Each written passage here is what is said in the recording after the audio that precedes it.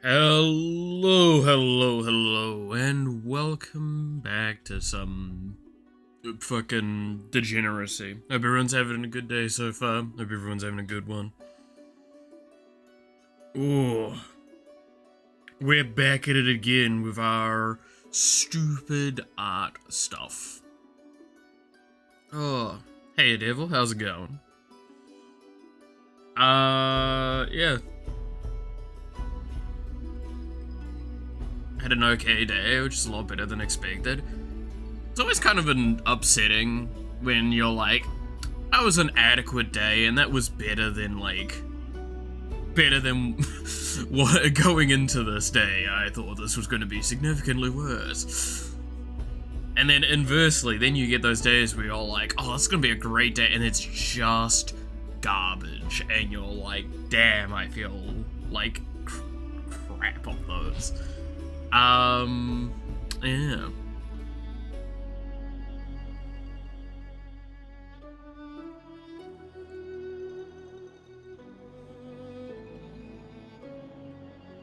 I haven't figured out what I'm doing today yet, by the way. I thought I would just, do some sketches this morning. So in the last hour, I've done, 2 sketches. This is one of them that I did, based off another image I saw that I wanted to do the pose of, and, this was the, I want to say, 20-minute sketch I did based on it. I hadn't even figured out, who I was doing. I just was following the pose by idea. And you can see that I got some parts of it cleaned up and other parts of it not cleaned up. Again, like I said, I know it was a 20-minute sketch.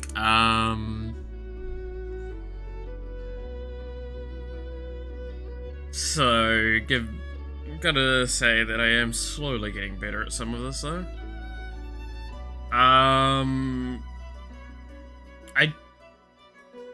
did have an idea, but I've kind of, scrapped that idea, sadly. I'm still waiting for those cards to arrive. You're all good, Shippy. Hope you're feeling better.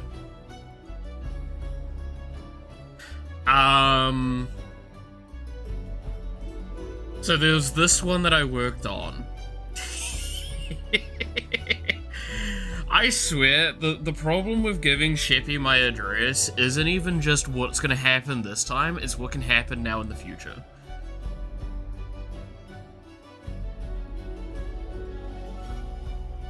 I have no safety now from Sheppy. Sheppy can do whatever the fuck they want with me.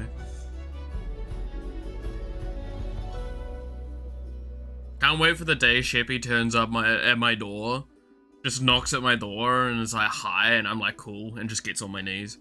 I mean, what?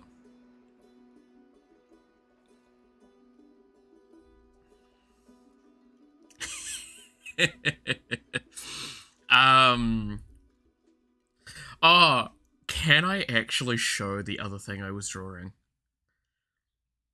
I'm going to argue yes, because technically there's nothing there yet. So I was also doing a sketch of something that I've been kind of thinking about after I saw one piece of, fan art. Now, again, I want to really iterate. I go on Twitter, 2 or 3 times a day, scroll it a little bit, catch up on some information, and then fuck off. Mainly to get art, ideas, right? But, 2 of the VTubers that I see come up, fairly, a few times a week, doing weird dumb shit together, is these 2. Now, I'll let people take a guess at who these are supposed to be, and just, from everything you see here of, a quick 15-20 minute sketch, where this might be going. Anyway, there's a reason why I said I can probably show it for now. I cannot probably show it long term on stream.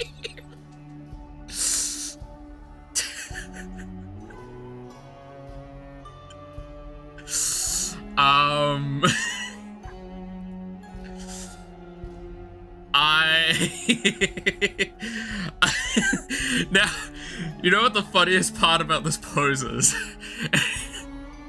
Is I cannot show you where I got this pose. Or like the reference for some of this pose work.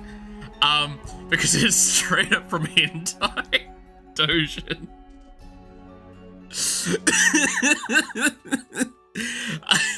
You ever just literally open up a tab, go onto off-brand manga website of your choice, type in Yuri Mindbreak as the tags, and scroll through a bunch of different manga for an inspiration.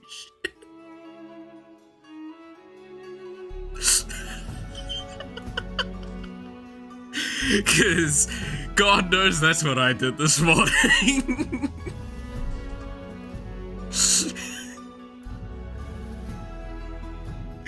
And goddamn, that's the best part of doing art like this, man.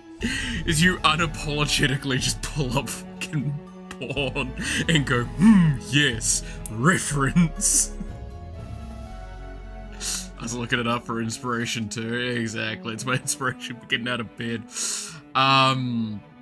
No, it was very, very funny. I got pretty far with the idea. But yeah, no, I thought I would share that, because fuck me, it's just such a dumb fucking story. Oh. Yeah, so again, for the hour before stream, 20 minutes was spent on this one, 20 minutes was spent on this one.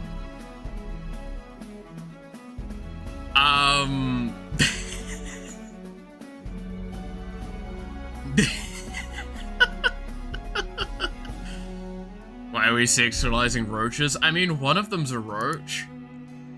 Okay, so I haven't actually heard. What are your guys' guesses to the two characters here? I don't think it's very subtle. I'm pretty sure you can at least guess the fucking left one based on that statement. I'm sure you can guess the right one as well. Which, by the way, I did not realize that she has, like, pointed ears now in her design.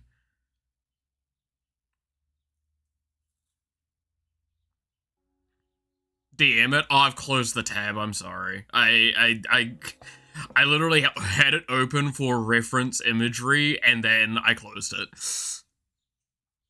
Like, that was, nearing about 50 minutes ago now. I will not be able to find it easily.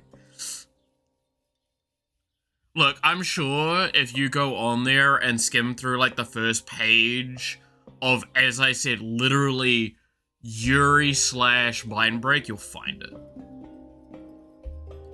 Watching her play Cursed Strahd D&D campaign, since I'm also running it. Ah, fair.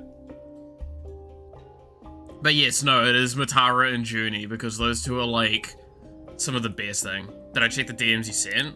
Which one? Oh, the art one? Yes. Yes, I did check through a good chunk of those.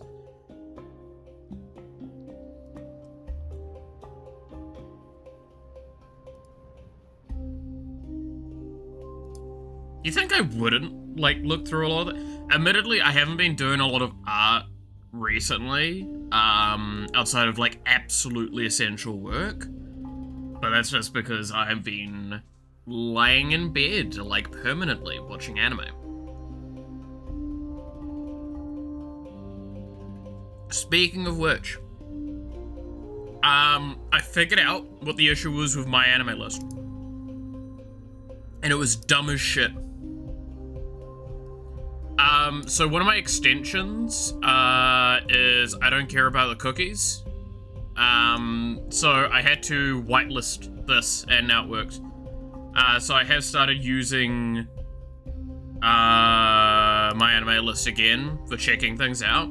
So you can actually see in here, I'm only running it. I'm not doing scores anymore. I've been puking a lot and struggling to sleep. Yeah, no, I'm not envious of that at all. Had a fairly upset stomach recently, but that's for a very different reason. I've been having massive stomach ulcers. Which again, are possibly partly stress-induced. Who would have guessed? But from this, you can kind of see where I'm at with series. So this is literally the current, the last season of anime, which is all of the stuff I'm watching at the moment. This is all of the stuff that's on my list at the moment. I plan on adding a few more things, but this is all I'm gonna check on for now, and I'll carve through all of these. So you can actually see what I've watched and what I've dropped. I decided to drop the fucking Water Mage one, because it just... I really couldn't bring myself to watch it, man. I really couldn't. I got to episode 10, I think. 8. I got to episode 8. Also, yeah, see? Now it fully works. Perfectly fine. So yeah, it was a cookies issue. I also dropped this one. This one... This was the one that I dropped on episode 10. I just couldn't keep going with it, man. I liked the first season. The second season just feels really stale to me. But the one I'm watching at the moment is Bad Girl. Bad Girl's fucking funny. To those that, like, in case anyone's looking for something to watch, Bad Girl's actually probably what I'd recommend at the moment. Purely because it's, like, this charming mix between, like, slice of life Yuri shit, but comedy. Like, it really reminds me of a modern, thing of, like, the stuff I talked about before, like, Yuri Yuri. Where literally the main girl is an honor student and she wants to get the attention of her, like, senpai, and she is massively infatuated with this woman. But she wants to get the attention of her senpai, but her senpai is, like, the disciplinary committee, like, chief. So what she does is she tries to become, like, a bad girl. She tries to become, like, a, someone that, like, really needs disciplinary action. The problem is that she is so good-natured by heart, even her, like, quotation marks, bad things she's doing are, like, really cute. To give an idea, she dyed the insides of her hair red, except I think it's actually, like, hair extensions, and she has, like, piercings, except they're actually just clips. But she, like, actively tries to be, like, a delinquent, which is funnier as well, because her best friend is, like, everyone perceives as a delinquent, but is, like, also a really sweet girl. It's really great. It's very charming Yuri action.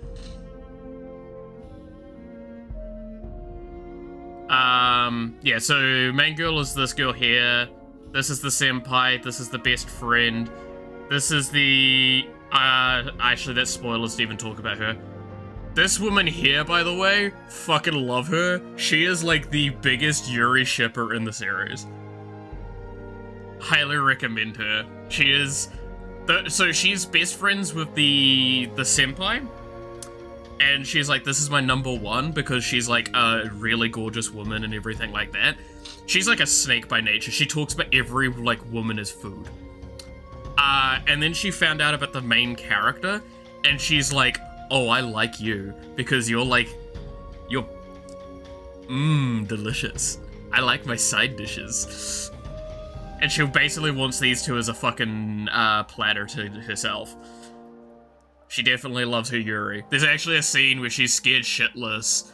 She can barely walk. And she's literally the main girl and her best friend, which, by the way, best friend absolutely loves main girl. They're having a bit of a Yuri, like, fight. It's very adorable. And she goes from being like, I want to almost piss my pants to, I'm starting to actually feel a little bit better, with, like, the fucking nastiest smirk on her face. I love the series. It's good. So that's a series I would recommend if you're down for that sort of comedy. Did finish the hero, was it the Heroes Stunned and the Assassin Princesses? That one's great. That was real good fun. I very much enjoyed that. It was good. It was entertaining, and it also was, like, quite nice to see a fairly well-rounded lot of characters, ironically. Like, there was a good bit of character growth. I do think that the vast majority of the character growth was just put on, Seal. Or CL. Like, her character grows so much. Like, there is so much going on with her character. Gull's, like, awesome as well, especially at the late stage of the series. But, like, fucking... Oh, what's her name? It starts with, like...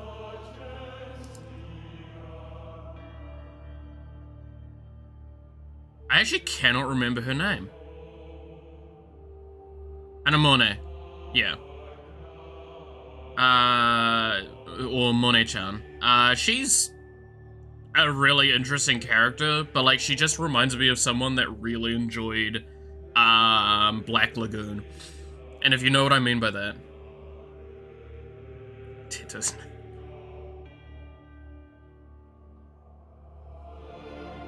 But yeah, it's a good series. This series is, it should be like, this season of anime is pretty decent for like Yuri, I'll be honest. The Sisters one was pretty solid. I actually enjoyed that, but like again, there's several hundred series like that now, so it's starting to become on that side of like, I have to be careful with how much I watch those, because otherwise I'll overwatch. Fucking Seventh Prince was Seventh Prince. I have no other words than that. But yeah, no, I'm almost done with Bad Girls. Or Bad Girl. Bad Girl's great though. Do genuinely recommend it. It's a fun time.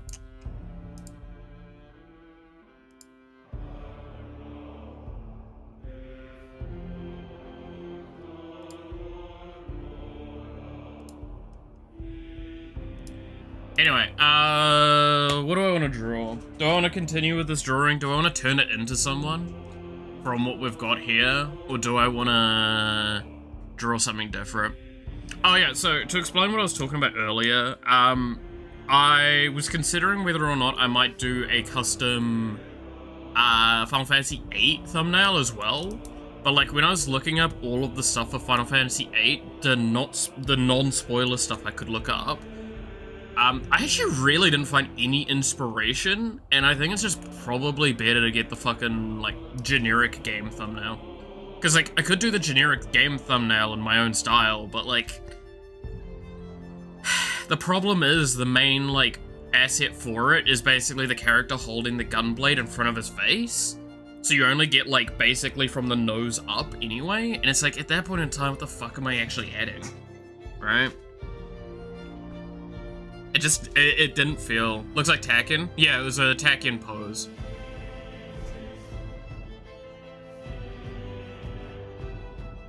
Again, it was literally, you can tell it from the face, it's like, it was Takken's, thing, but I just found a pose of it, and I just, like, again, replicated as best I could by hand.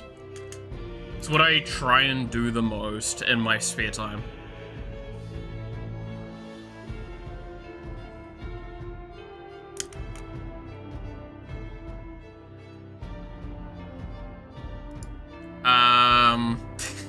God, looking back at that one, I can't work on this on stream because it's gonna be fucking bad. Okay. Let me...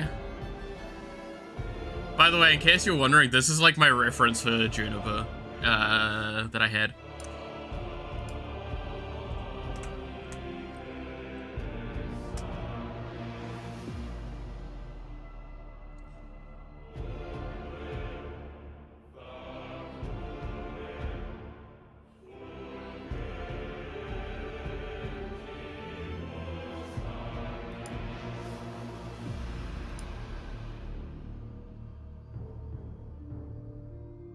Right,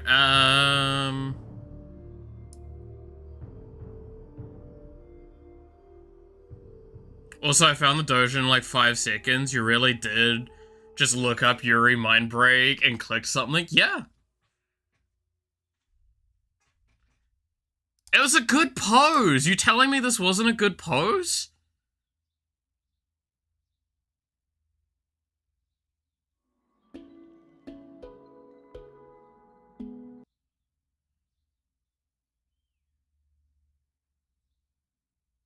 Also, I feel like I did a decent job taking it.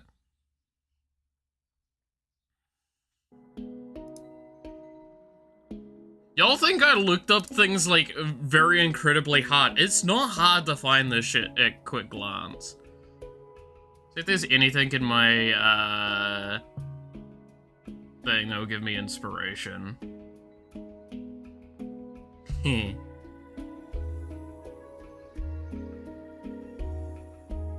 I could do some eyes practice. Spicy Sparkle. Sparkle's great, man. I love the artists for Sparkle, because, like, so many of them are just great.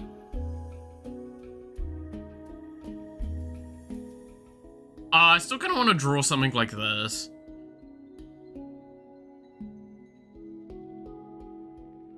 Dude, this No Man's Sky looks so good now, by the way. Can I just say that?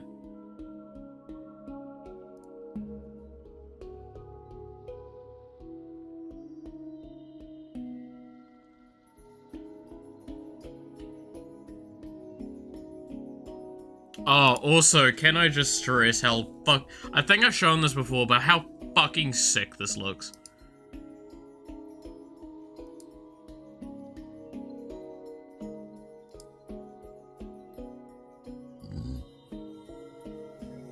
Quick scroll past the hentai, most of which I've drawn.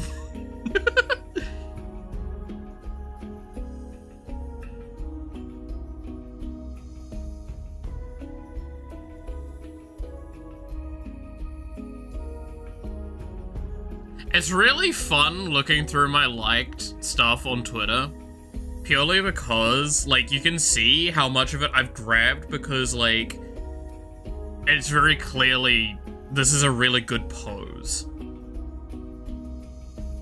You can see the kind of poses I like and I want to replicate the most as well. God, I would love to replicate this pose. Oh, that's a great pose.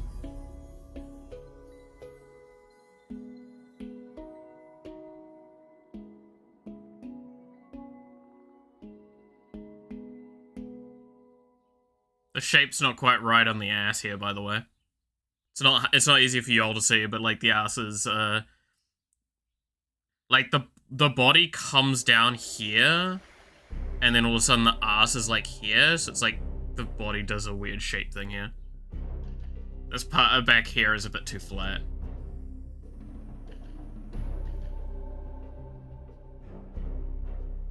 They made No Man's Sky into the game they promised and built more on top. Yeah, it looks so fucking good. Again, it is a game I fully want to play at some point.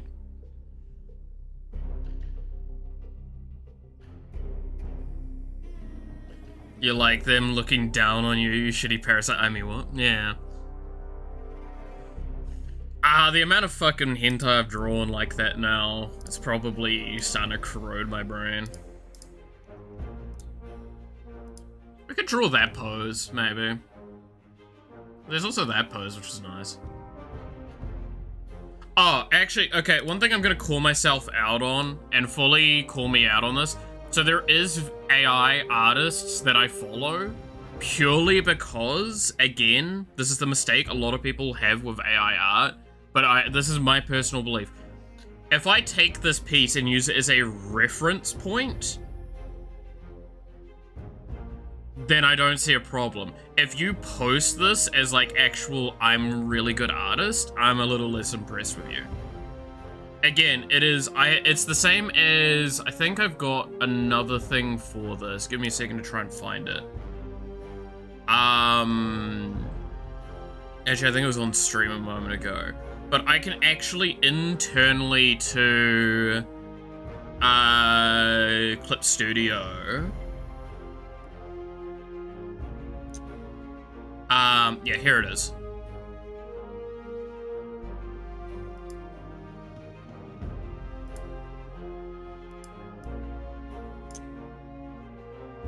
Give me a sec.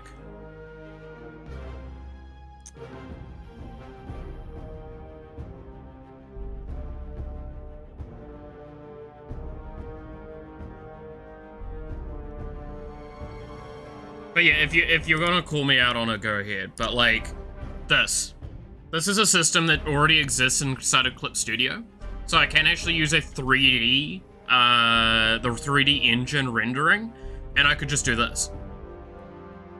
Right? I see nothing wrong with this. This is the exact same as using AI art for this stuff.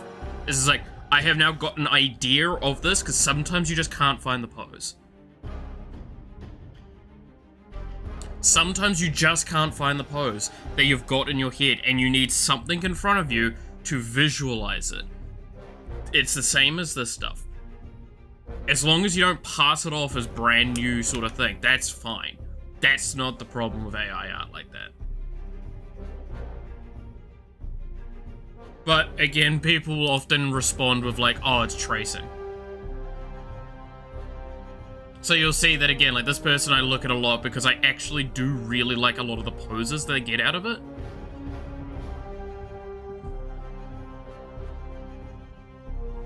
Because like, tell me this pose doesn't look kind of cool, except for the fact that this leg is fucking insanely wrong. Right? Like, that's the point. It's AI art. You have to fix it.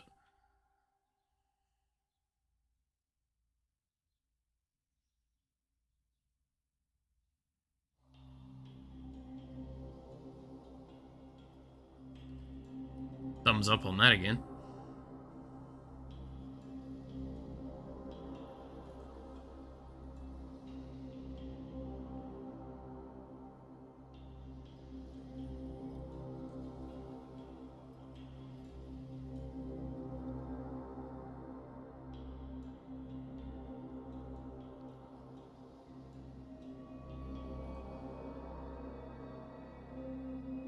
But yeah. Again, it's the rule of thumb of AI is a bare minimum tool. I will support that, not it taking away from things.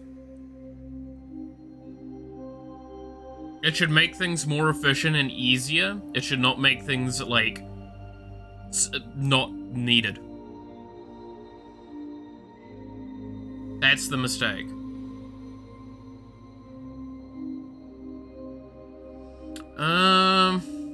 I do still want to draw a cat girl. I just haven't figured out who I want to do, if I just want to do Cypher, or if I want to do, like, a VTuber cat girl, or a VTuber as a cat girl, or what. Oh, can I stress, by the way, it's shit like this that pisses me off, and I'm gonna say this, okay, that may come off poorly, right? But what pisses me off is I see people that do this shit. I'm like, this is where I wish I could start from as a game developer. The amount of times I see someone that sees an idea visually, makes that, and then makes a game from that point, it's so incredible seeing what they make. And I'm angry at myself because I'm like the opposite. I have to start from the coding perspective. I can't make it visually appealing. And it's really, really aggravating. Which is why, like, I love shit like this, but I hate it at the same time. After I started getting so many recommendations of it on my algorithm, and in the posts everywhere, I wanted to stop. I mean, you can ask it not to show you those things. That's what I do with Twitter and YouTube, is I just literally go not interested. Every time I see an Elon Musk post on Twitter turn up in my feed. It's not a healthy approach. I think this looks sick though. Because like, imagine being so creative, because one of the best examples I ever saw of this, and I don't think I'm going to be able to find it easily, was someone didn't know how to do programming, took Unreal Engine, and went and gone like, hey, what I want to do is I want to make like someone making stuff float and being able to pick up terrain or whatever the shit around, basically like boxes on the ground and all that, pick those up and throw them at something. And they visually did it amazing, and it took them ages to make it like make it look like, make it actually function correctly. But God, the fact that it visually looked incredible initially, and then they made it function, is something I'm so envious of, right? I don't think it's cool. I was just making a joke about your jealousy. No, that's the point I'm making. It's like, I fully accept my jealousy's fucking demented with it, and I should just calm the fuck down, because the stuff I produce isn't per se bad either. It works quite well. I think about, again, it's either I need to find a way to meet a middle ground, or I need to find someone that's like that and work with them, because holy shit, seeing them come in going like, hey, I visually made this thing all like pretty and everything, how do we finish making it work? I'm like, I can do that. Like, I can do all the in-between if you're willing to do like the cool fucking shit like that, because then it will motivate me.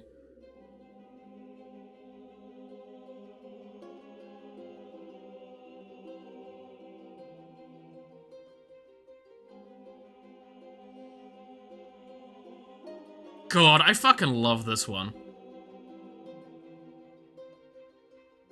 Should we... I haven't finished that fucking Iron Mouse one, but should we try and do something like this for Iron Mouse?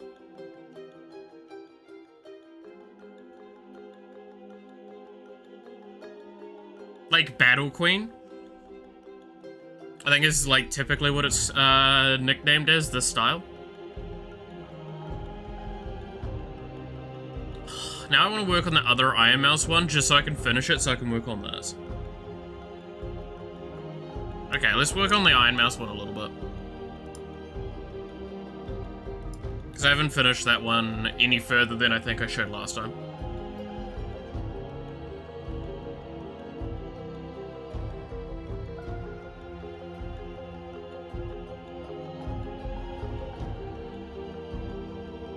And it'll be a nice change of pace from me drawing fucking pornographic stuff for, like, the last few hours.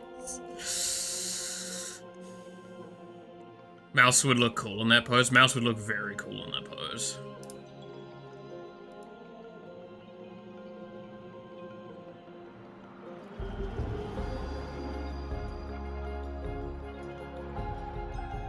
So this is where we left off last time, as I was rearranging the face up a little bit.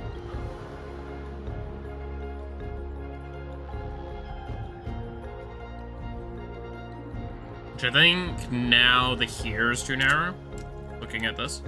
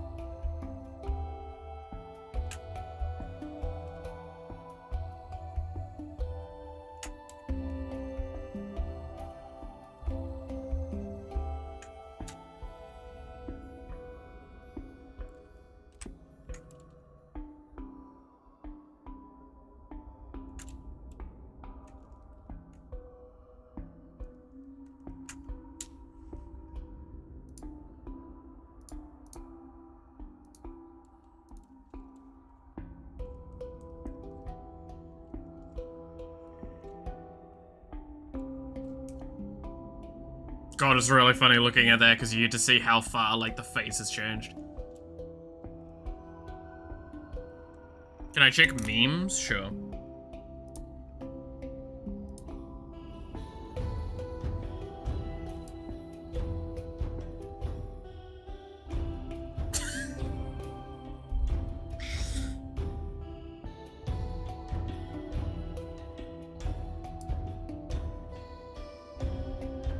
What the fuck?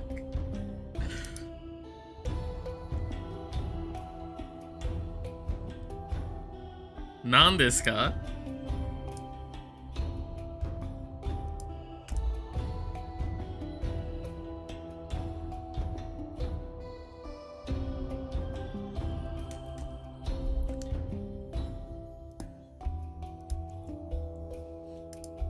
What did he mean by this?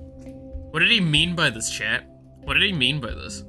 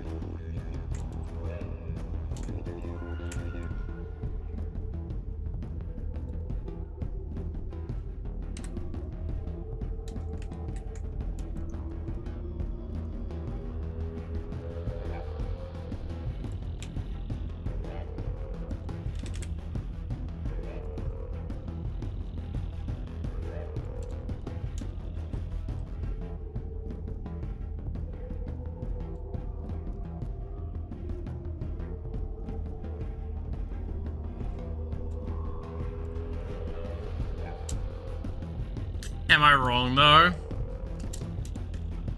I didn't say you were wrong. I just said, what did you mean by this, chat?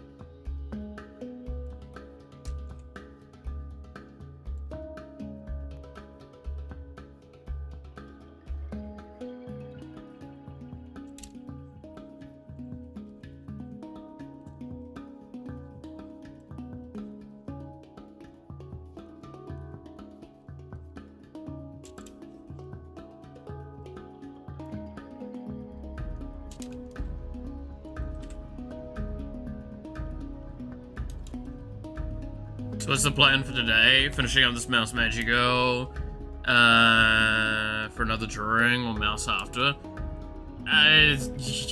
You've got a grander plan already there than I had in mind. I didn't even intend to work on this more. Like, I fully can tell you now, my intentions today are very, very lacking.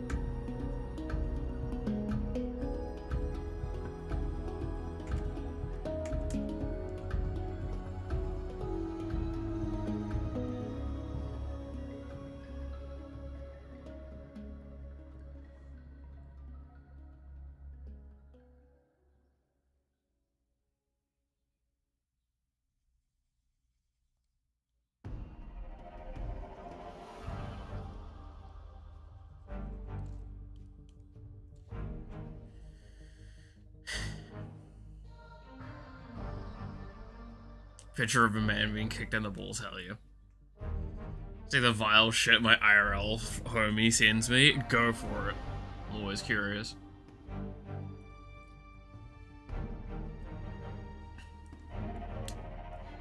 To be fair, I'm the person that normally sends my friends the vile shit, so.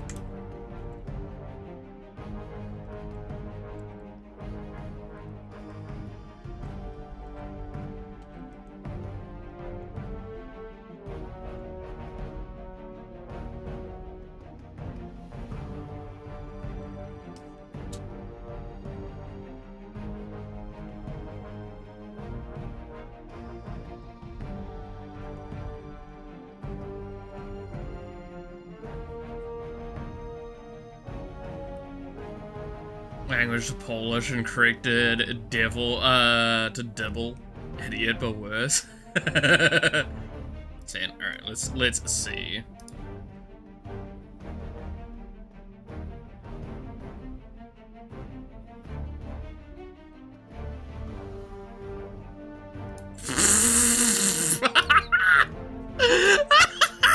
Shippy, that's so good. Oh, that's so fucking funny.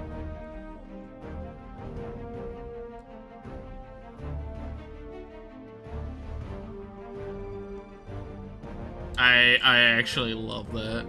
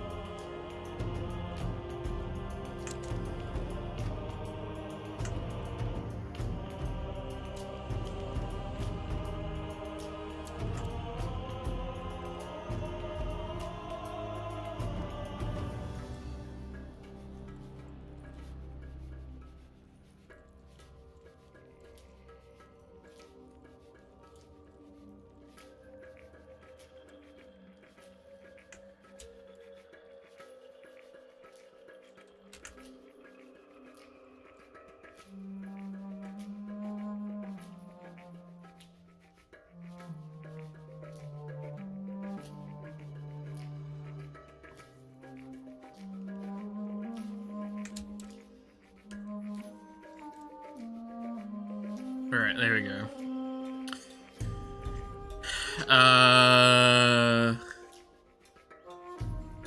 He said the word. Hell yeah.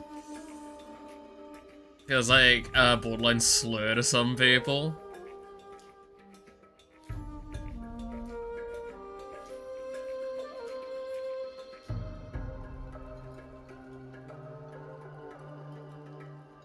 I see.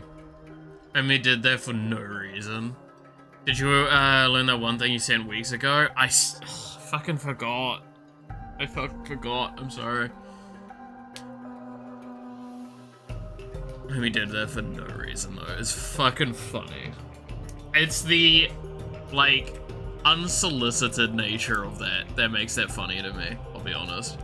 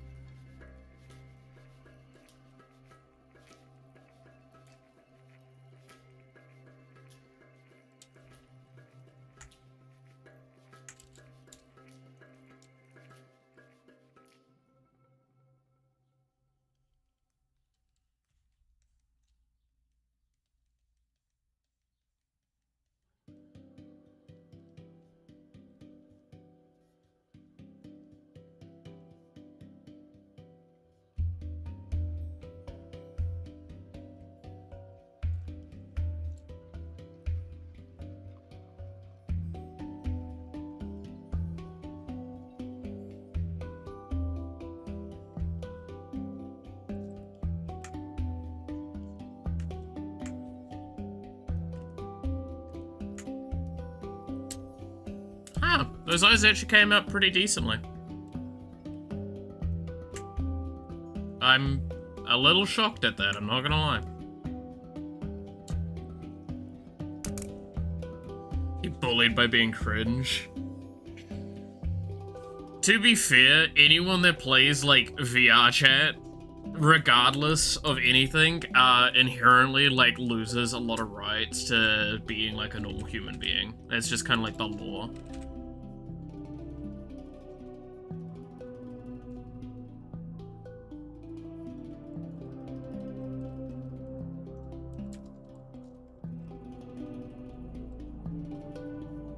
And it's not their fault, by the way. It's just how they were born.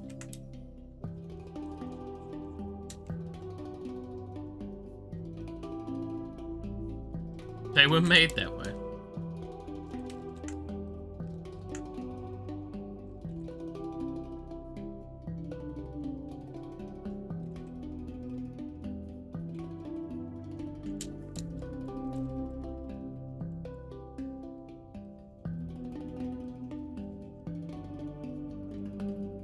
With autism, you mean? Pretty much.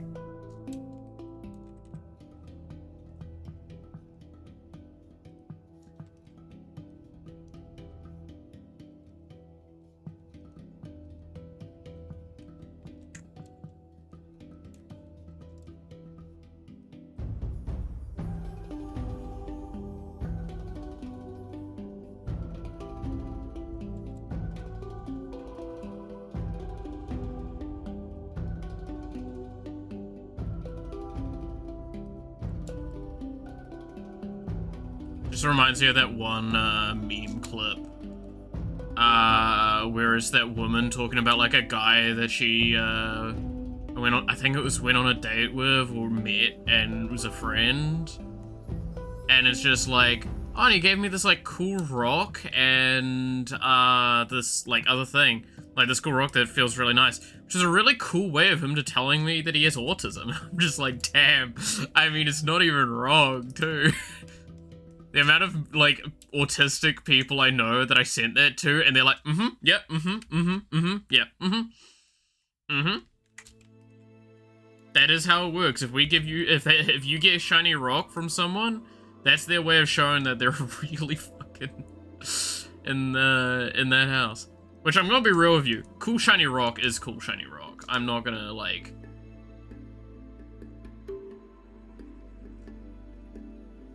I'm on the wrong layer. Yeah, I am. I'm just gonna have to merge these layers at this point.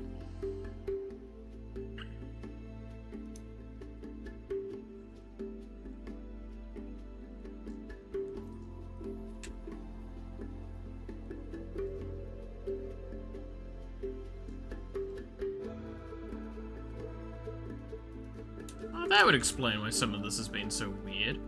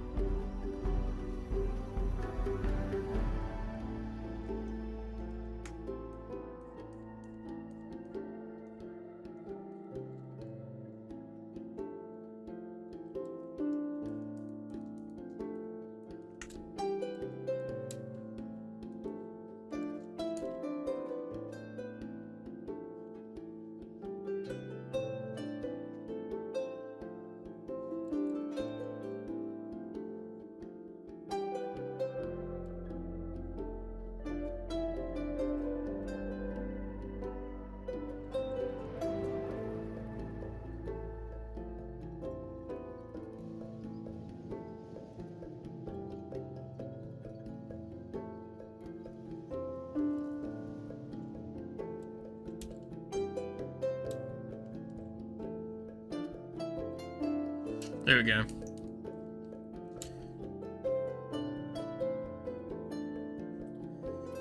Oh no, I'm definitely ADHD, if anything.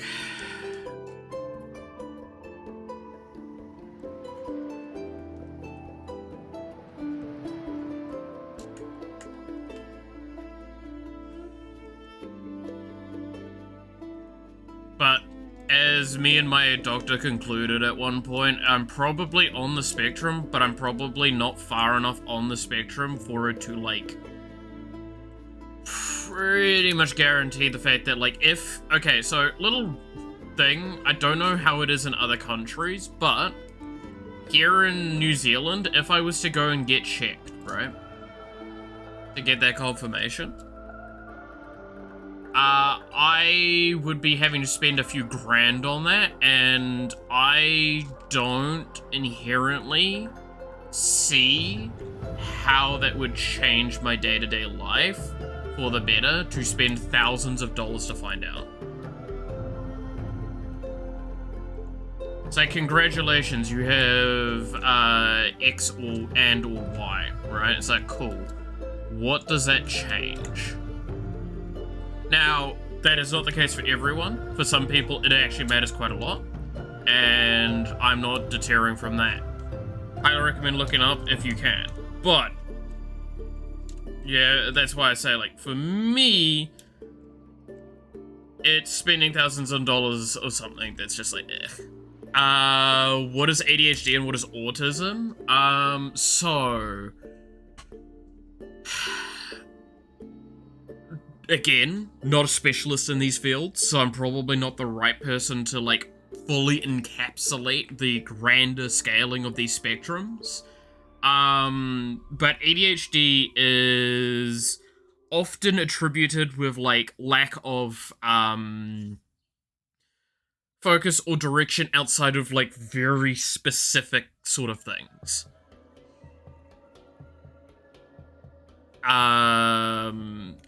They have a hard, yeah, it's basically a hard time focusing on anything that they're not, like, passionate about. which can lead to them becoming incredibly good at things, but like incredibly bad at normal tasks.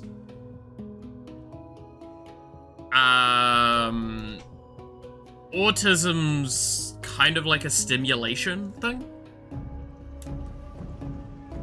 More if I understand correctly.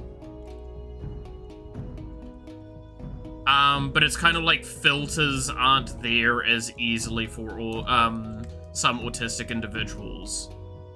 So what could be like considered a common thing to not say out loud might all of a sudden become like quite irregular to them. It's I know there's regulation problems with kind of like emotions. So like a autistic person might be less likely to process their emotions in a healthier way and might act upon them more frequently. Anger is a very common one for that.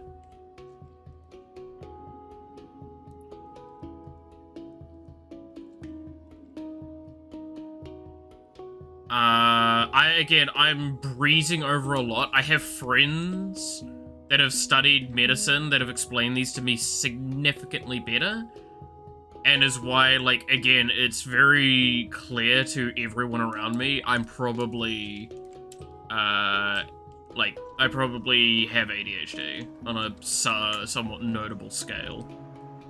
It's just not notable enough to be like, oh, well, they'll put me on, like, Ritalin or something like that, and it will change my life. It's like, not really. I'm, for the most part, self-sufficient and self-functioning, so there's not really an issue.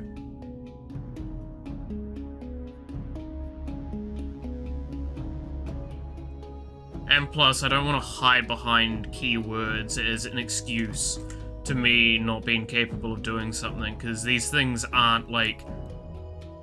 These things don't define a person, they are a trait of a person. And every person has traits that are good and bad. These are exactly that. Like, there is nothing wrong with these traits. They've got positives and they've got negatives.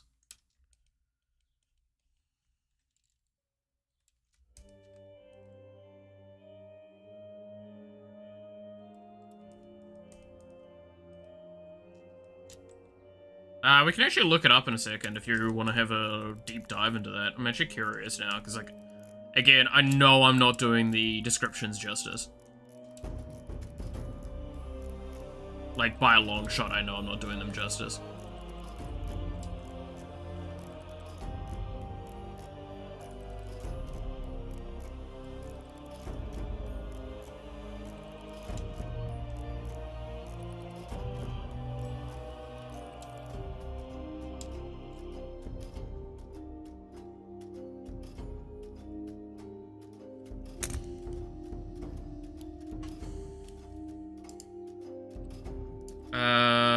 Okay, let's see. So, ADHD meaning. Let's look at the just general meaning and see how far we can get from it and how much I can remember.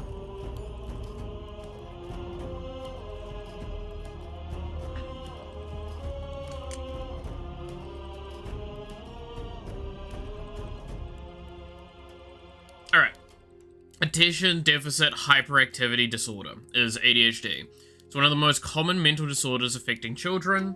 Include inattentive, so not being able to focus, hyperactivity, excessive movement, and is not that is not fitting of the setting, and impulsivity, hastily acts that occur in the moment without thought. Okay. I'm very confused now, because I feel like that was what I remember saying.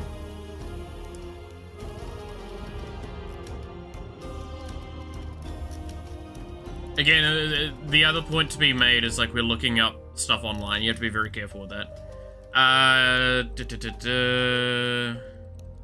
Can lead to poor self-esteem and social function in children when not properly treated.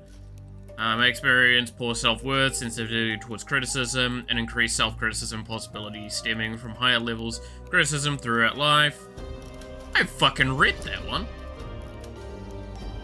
Yeah, Benton et al. 2022. I've read that fucking one. I think I've also read Harp in 2005 stuff, unless it's a different one. It was probably something related to education disorders. On that note, ADHD presentation and assessment in adults differs. Page will focus on children. Yeah, so this is a child-focused one, so it's probably why I know about it.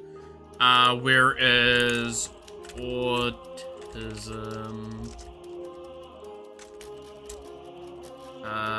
meaning... development disability caused by differences in the brain. ASD often have problem with social communication and interaction, restriction or repetitive behaviors or interests. People with ASD may also have different ways of learning, moving, or paying attention. So it's very similar. But yeah, neurodevelopmental condition. Chiefly characterized by difficulties with social interaction and communication, by restricted, repetitive patterns, thought and behavior. So it's... autism's kind of like they're stuck in a loop of their own creation, and it's very hard for them to get out of it. ADHD is more of a way of approach problem.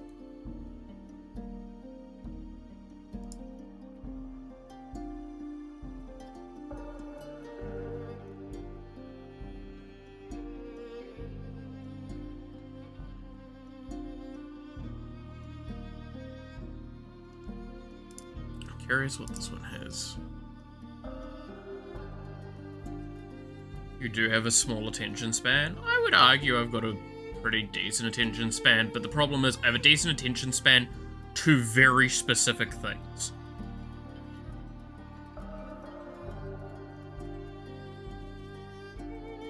Yeah.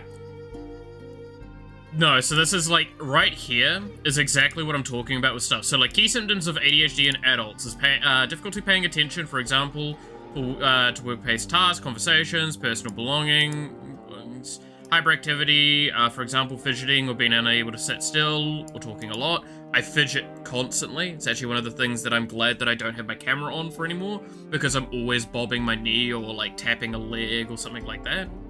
Impulsivity, for example, interrupting conversations, being able to wait in line. I'm fairly good about this now, but I was pretty bad about this earlier in life. But positive effects. Having high energy. I actually got really scarily high energy for how little certain things. Being creative, there's an argument there. Being able to hyper-focus, and then being enterprising. Again, welcome to that sort of stuff of just like, I got called, okay, little fun tidbit of lore for Malith. Malith was considered a psychopath by doctors when he was a kid, because of lack of empathy problems and lack of emotion and a lack of emotional awareness, and just kind of generally not caring, and you're treating people like disposable tools. Malith was not a very good person when he was younger.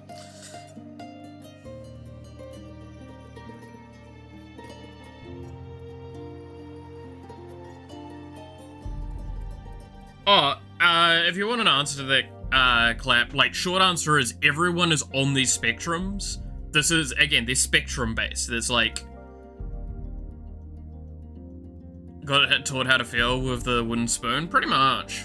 No, it was like, again, real like depressing moment, but I didn't learn how to smile until I was working a customer services job where I had to smile.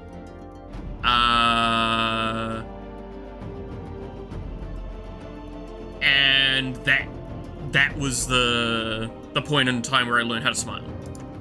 I technically never learned how to organically smile. Nowadays I do smile, and I argue it's organic, but I didn't learn how to do that. I didn't smile much as a kid, And when I did, I always felt uncomfortable with it, because it always was forced. Because it was what people wanted.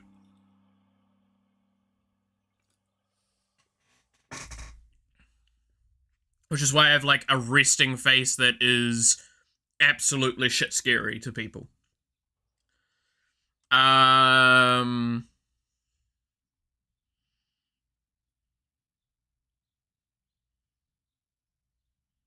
But again, like, you can self-test for this, you can get, there's a lot of testing and all that for these things.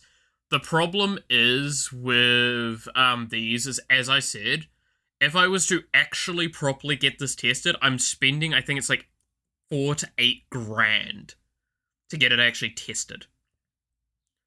To get an official diagnosis of this being the case.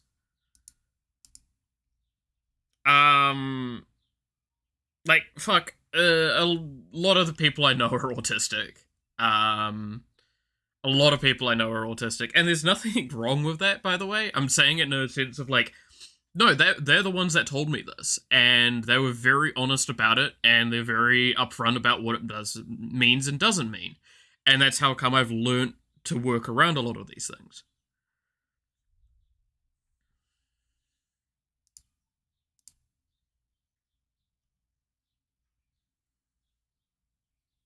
There's upsides and downsides to all of this stuff.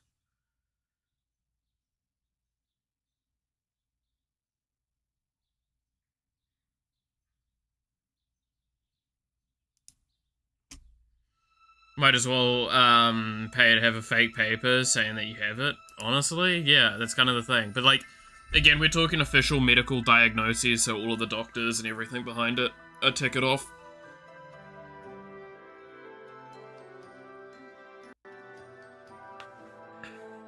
And since it's not a subsidizable thing, it's like, it is just straight up you're paying out of pocket for something that doesn't change much for me. And the fact is that it's very clear, like, it's very clear to everyone that I know and everyone that's known me for a long time, I've been always like that. So it was something that's like, it was cheaper and easier to understand this as a kid, right? Like, if you're a kid, they track this, they find it. It's very clear that my parent didn't give a shit about this, but to be fair, I'm pretty sure if my parent found out I had something that would have been considered, especially at the time, a disadvantage, I'd been left in a fucking bin somewhere, so...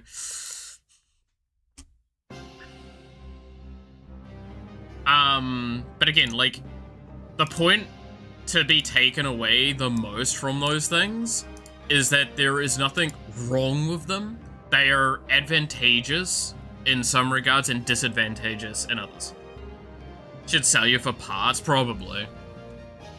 I mean, to be fair, that was before we really knew my health was absolutely garbage, so she would have probably thought I was, like, at least good for that.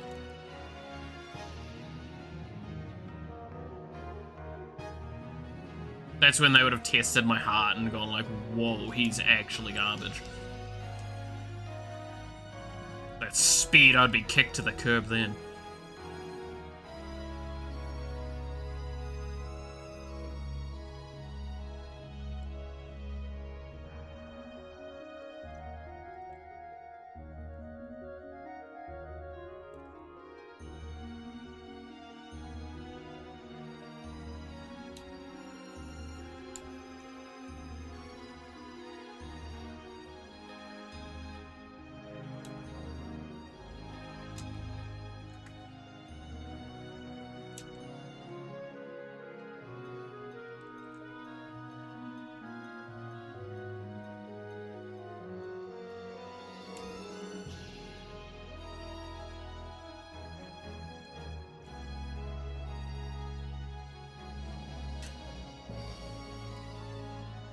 We could have had Raccoon Malith. Can't believe Malith is like a 2-star character with no upgrade pass, pretty much.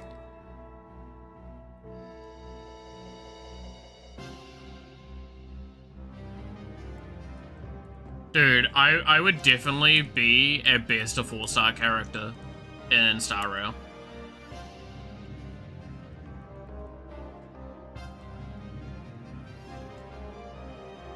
Actually, what would be my kit in Star Rail if I myself was in Star Rail?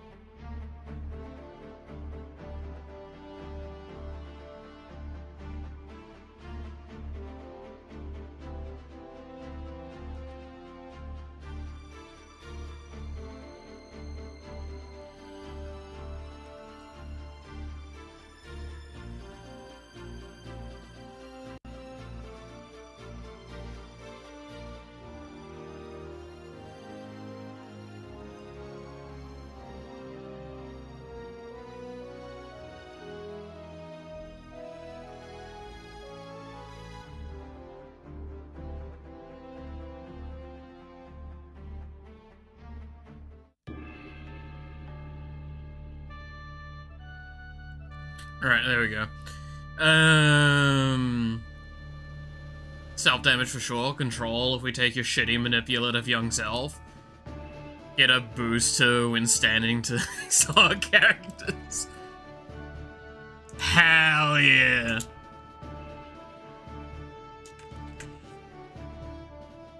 I mean, like, that's the thing, right? Is even now, I would consider myself a fairly control-orientated person. Even though I'm not, like, the manipulative little shitbag that I was when I was younger. But, like, definitely there is a, an element of, like...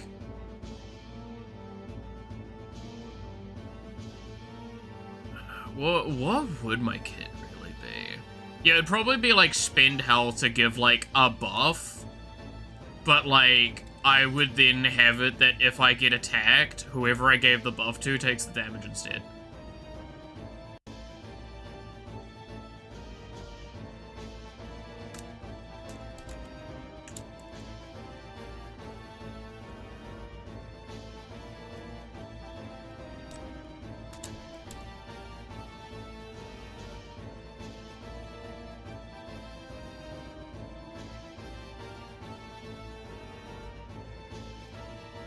So you're like Dr. Ratio, but disabled and not damage dealing oriented.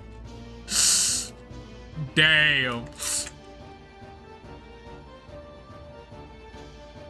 I'd definitely probably apply debuffs, actually.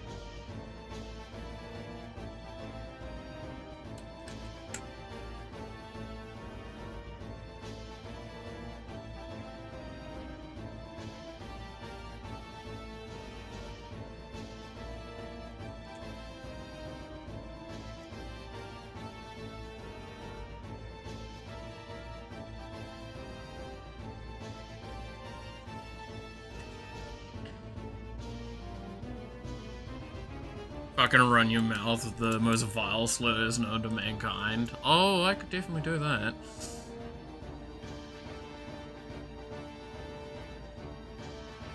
Oh no, you know what it would be, right?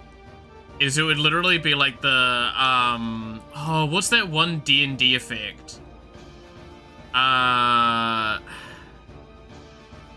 It's in Baldur's Gate, and the bards have it. It's not in, it's the one where you, like, target someone and they get disadvantage.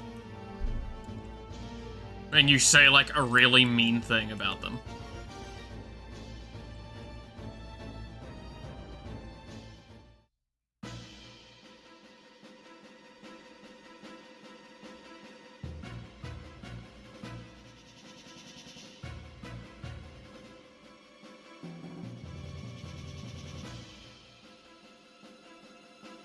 Vicious mockery, yeah. It would literally be like, someone hits someone. Like, one of the allies hits someone, I would then do a follow-up attack that's just vicious mockery. Debuff, like, give them a random debuff. Like, to their attack or their defense or something like that.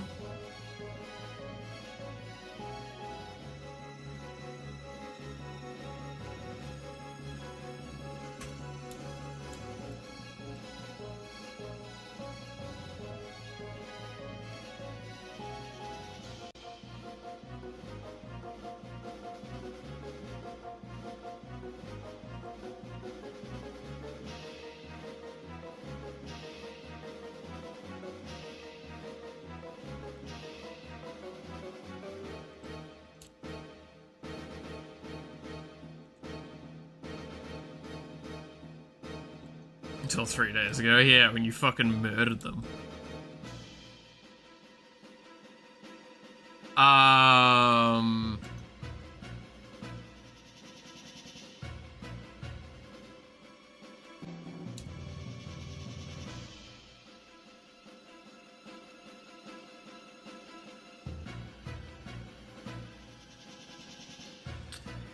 But yeah, like, it's just that sort of thing. Can we book a creative stream for figuring out your kids for random games? I mean, yeah. I have nothing wrong with it. We still need to do, like, the magic cards. For the VTuber stuff. I still have the program on my PC.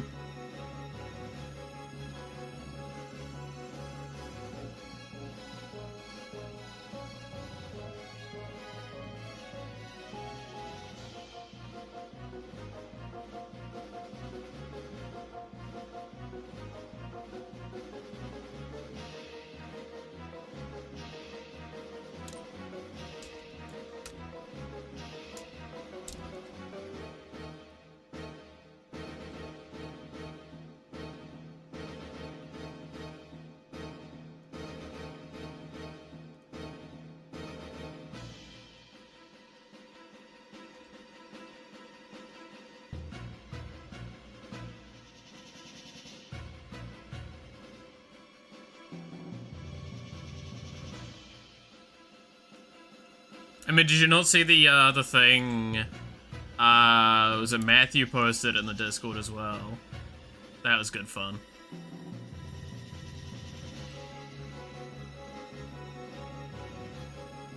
It actually made me chuckle far more than it probably should have, knowing that he gave me fucking banding. Oh my god, banding of all things to be given is like the highest insult, and I love it. In case anyone's wondering what the fuck banding is in Magic, it is literally the first keyword in Magic that, like, objectively the community, like, every player was like, what is fucking wrong with you? This is one of the worst mechanics ever. And it still is one of the worst mechanics ever printed in Magic the Gathering.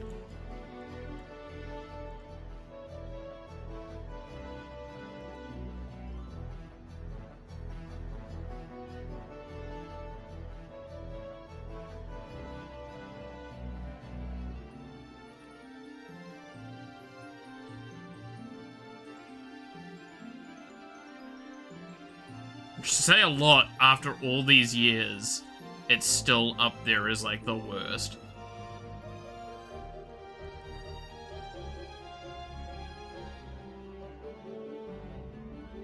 So I'm both insulted and, like, impressed.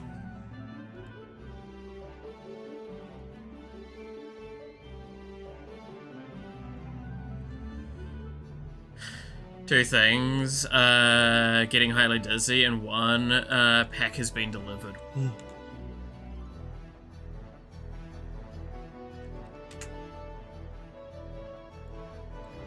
I'm still surprised, Sheppy, that all you're doing is sending those and you're not sending, like, a maid outfit for me to wear. Like, I'm actually a little surprised at you. I fully expected I sent that and I was gonna get, like, a fucking outfit sent as well to wear.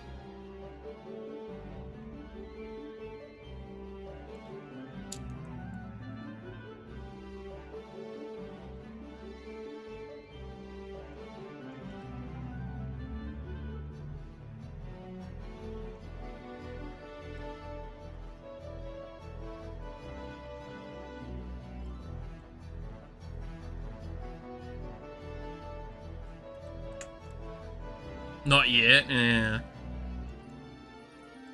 Do I need to explain banding, by the way? Because I can't even remember it fully off the top of my head. Because it's a horrible mechanic.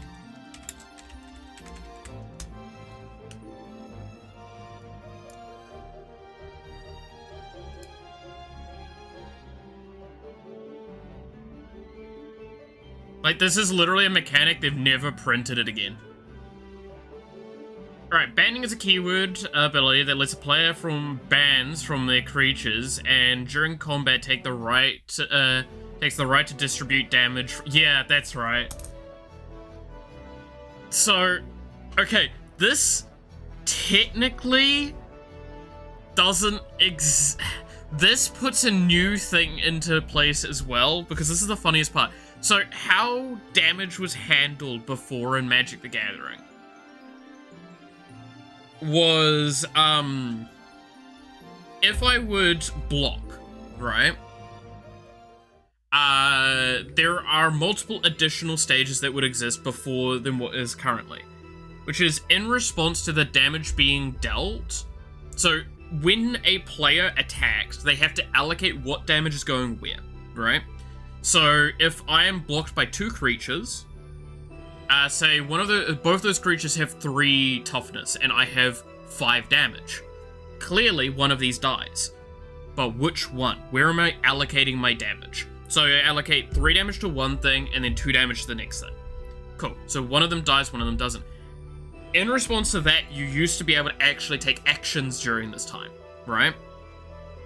But now only the attacking player can take action if they wish, and doing so opens the stack to the defending player. Because that was the problem before, was the defending player could take action then, and then basically in response to the creature, the one that is getting allocated the damage, you could basically go like, oh, I'm going to put in something so this doesn't die. Now, if you want that to happen, you have to do that when you're declaring the blockers. Right?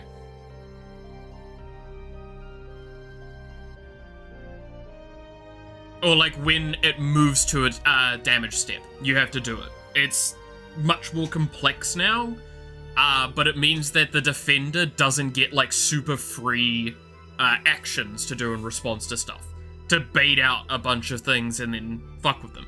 Banding brings that kind of back because this was introduced in alpha, but so it's a system that existed back when that was the rules, obviously.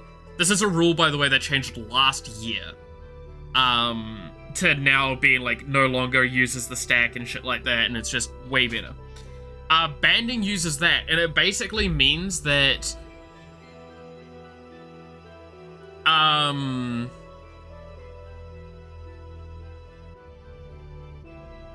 Yeah, so as you can see here, it changes the rules for attacking and blocking if a band is formed.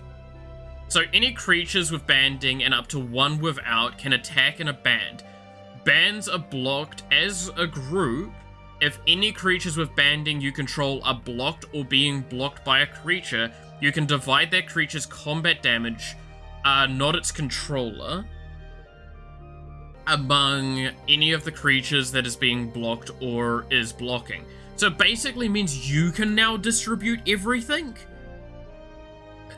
Sort of. It's so bad. It's so overly complex. Let's see if the description makes this easier. By nature, banding is primarily a white ability, distributing blah blah blah. It was first printed thing. While acknowledging that banding was flavorful and effective in the use thing, it's been effectively abandoned by designers for being overly confusing. The last thing was 5th edition. Yeah, so it's banding sliver, yeah. So, the rules needed to be different for attacking and blocking to express the effect properly, as the player takes on different roles in each situation. In both forms, the player will be with the banding creature assigns damage in both the banding creature and the creatures that are in combat with it, as opposed to each player assigning their own. Are you starting to see why it's like this is why banding sucks? Because it is like taking a complex rule and making it more complex. That is what's so wrong about it.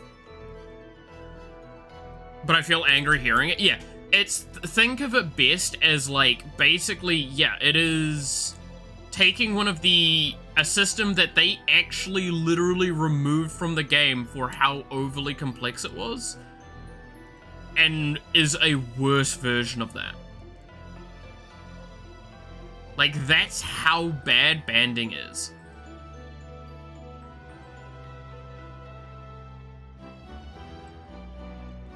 So, yeah, no, banding is really funny to see that Matthew added that to the card for me, because it's just like, wow, you actually just really wanted to do like, emotional damage.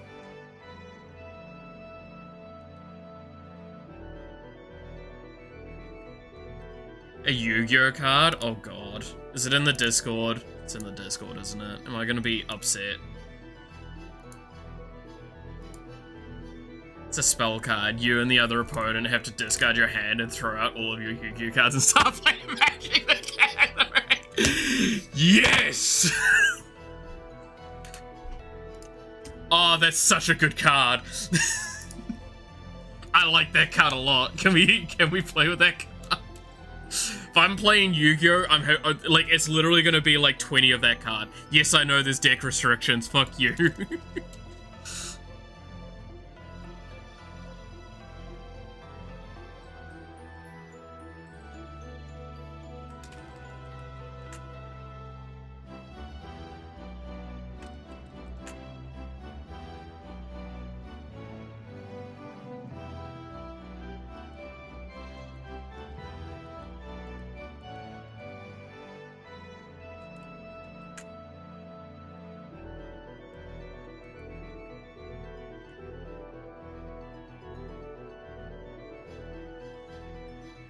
That'd be so cursed.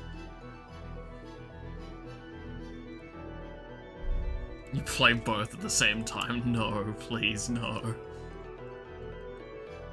I don't want to play fucking Yu-Gi-Oh! Don't want to play it. That's one of those games, like Fortnite, that you'd have to pay me to play it. Like, I could learn a lot from Yu-Gi-Oh! And its card design, but I could also just not play it.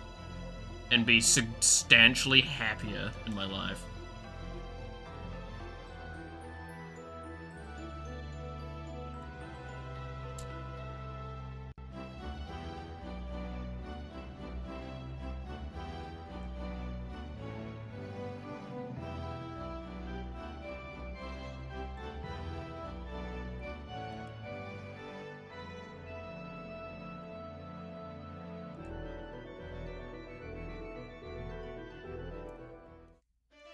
Did you say money? No.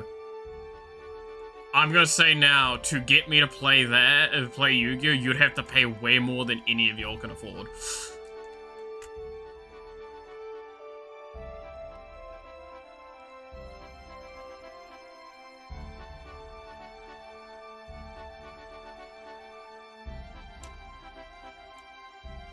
I need you to draw hair-pulling, eye-rolling art. Hair-pulling, eye-rolling art. Okay, there are two ways I could interpret that. Which way do you want me to interpret that in particular?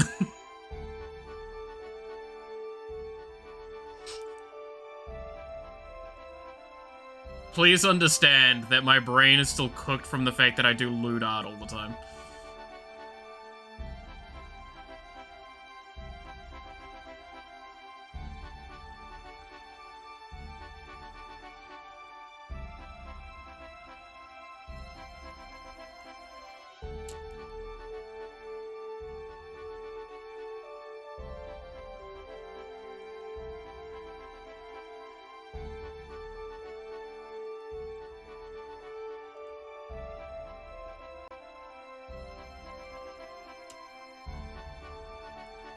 Sounds like an investment. Please, God, no. Don't make me play fucking Yu-Gi-Oh!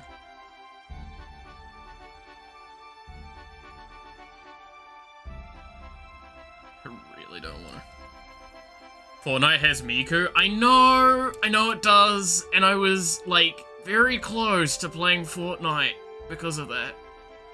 Genuinely, if I had the money, I would have bought it at the time, and I would have played Fortnite on stream. Regardless of how fucking awful that experience would have been. But I didn't, and that's the that's the thing I'm happy about the most. Like, thank God I was poor at the time. Because I was trying to sort shit out.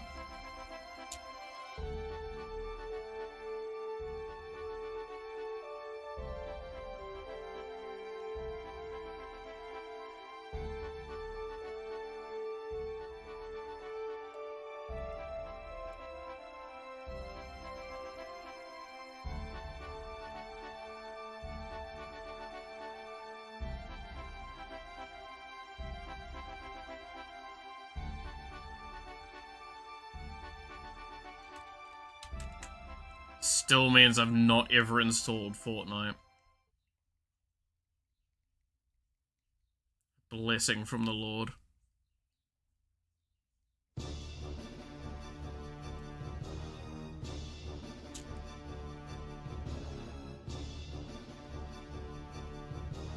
You've made another card? Okay, let me have a look at you in a sec. I just want to get this a little bit further along.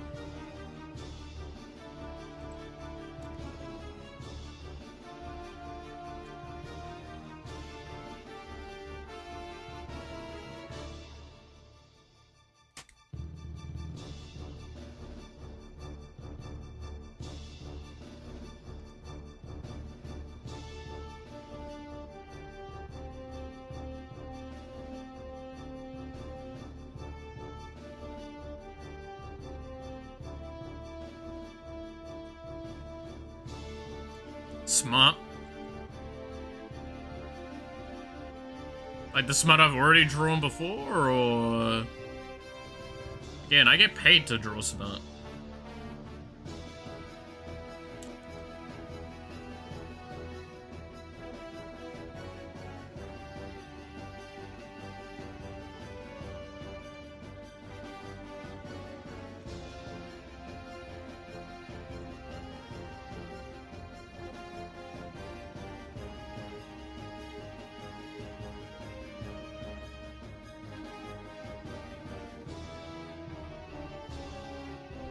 Most of it I can't draw on stream.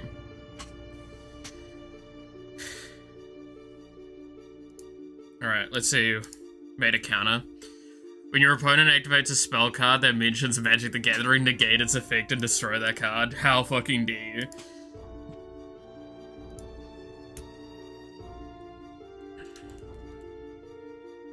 No, let me know what characters you want done, Devil. Genuinely. Oh, not, Shippy, sorry. The card Devil in mind, just after looking at it. That was what was in here. It's alright.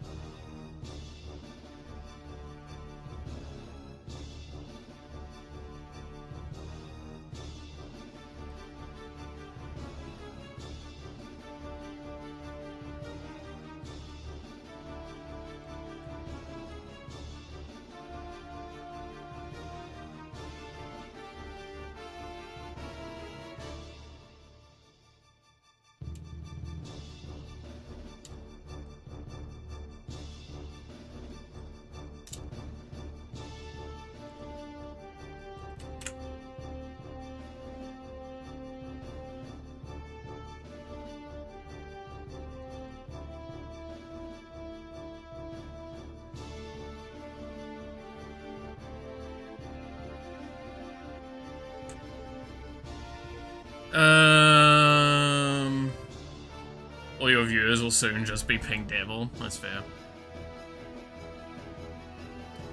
I can recommend games for goofing off time streams, the smart games for Discord with the boys. Hell yeah.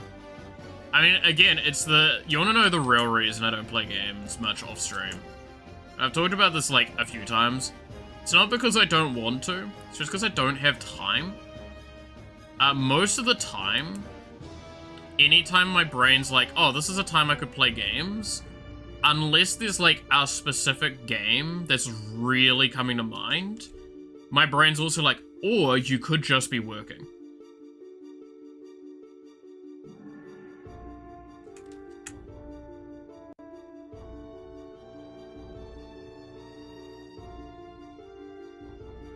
That's the actual problem.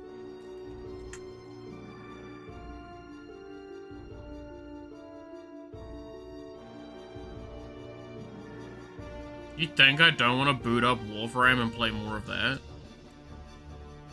Fucking would love to right now.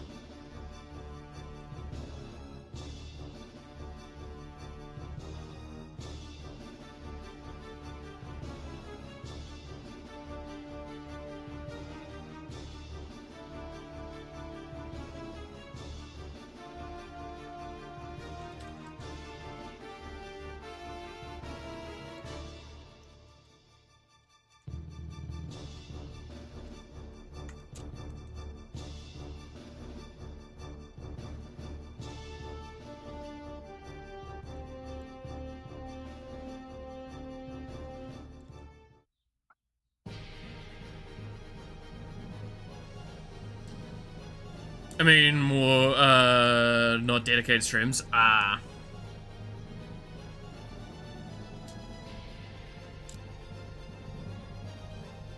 mean, hey, I stand by. I would play Necropower in a heartbeat if it wasn't banned by Twitch. Ain't nobody gonna stop me. I still need to play the newest episode of that.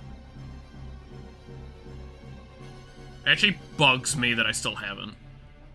I just literally... It's still downloaded on my PC. I just haven't had the fucking time for it.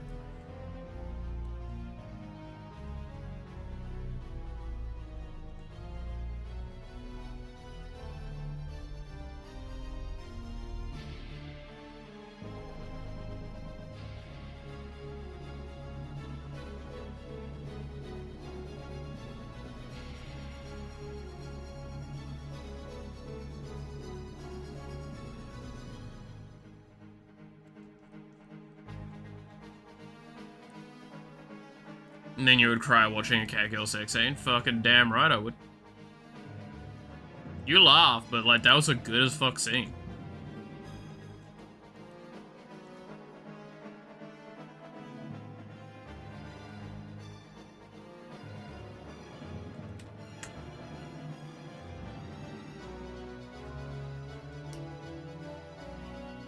Fucking love me, my Necropower.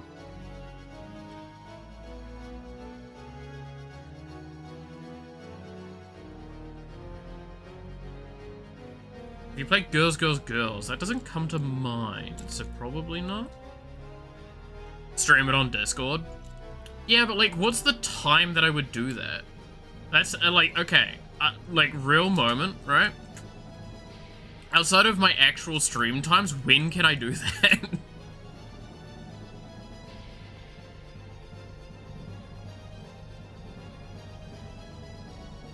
Welcome to the difficulty with setting that sort of stuff up. Like, I'm not saying I wouldn't.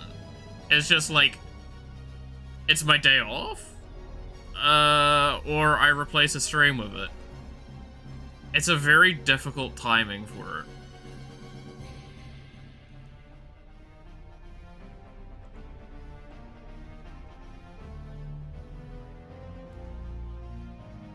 I'd watch from work.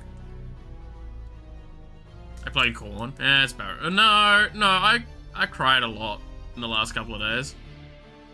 I'll have you fucking know. And it wasn't at Corn. It was no pornographic material required for me to cry. Replacing a stream and having a schedule confusing. Goddamn.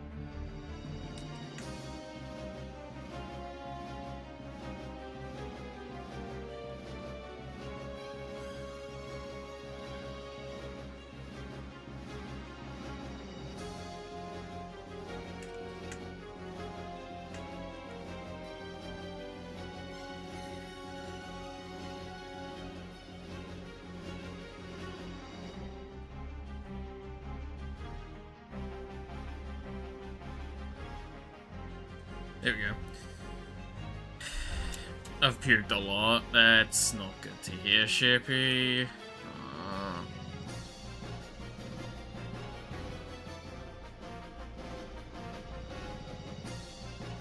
What can I do to make you feel better?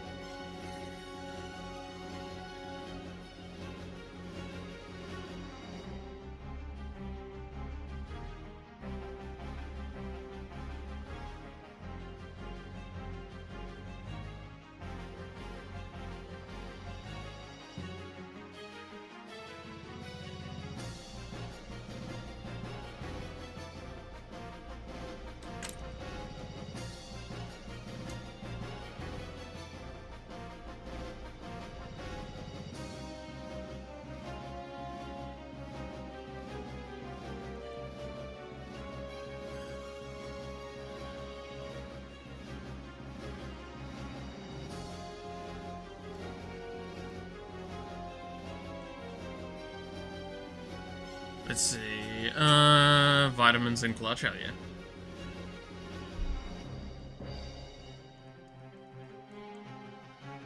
Sounds like he's closer and closer to perishing. Yeah. This is the problem with, like, most of the people I know, is they're not much better off than I am. Everyone just seems to be fucking falling apart nowadays. In their own different ways. I guess that's what keeps it all fun.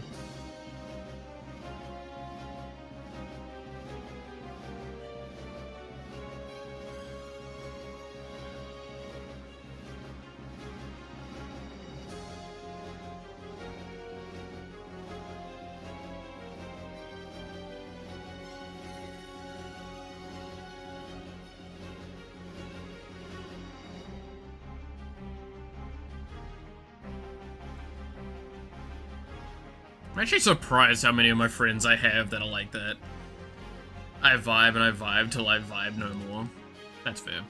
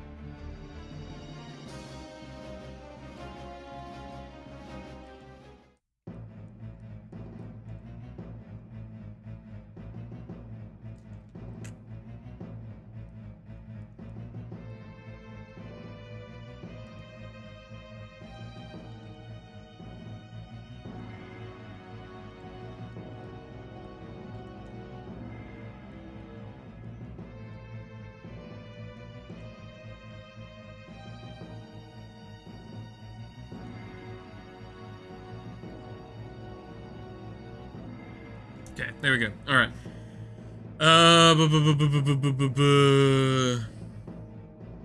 Sometimes I just semi-vent to Malith, but sometimes I don't want to worry, so I don't drop all the info. Look, I stand by. You might as well let me worry, because, like, I care. It's always how I am. And otherwise, I'm gonna figure it out anyway. I'm very good at reading between the lines, I'll have you fucking know.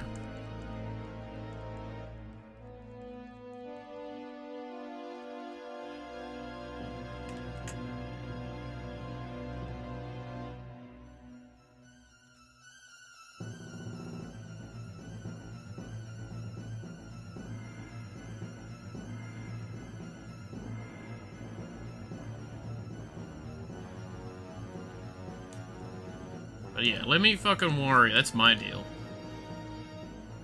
Let's see. Remember when I was telling you about the military base near me and stealing their internet? Apparently they are looking for a civil security guard now. So I'm joining the military. Oh yeah! Hell fucking yeah. Oh my god, are we gonna be able to recreate that one fucking meme I sent the other day? Where it's like we were watching you on a battleship, but like with the military?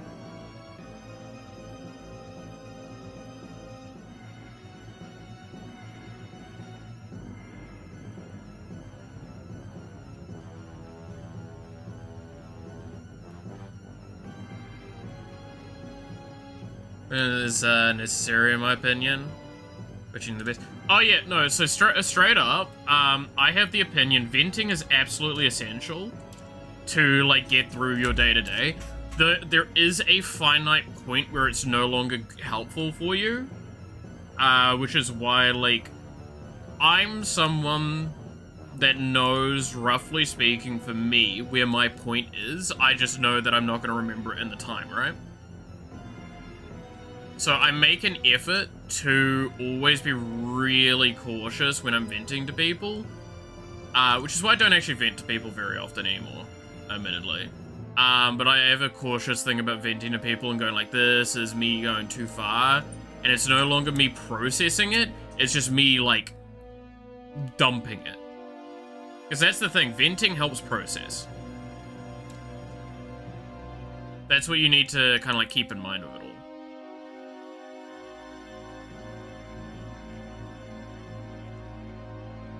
And that's its purpose, right?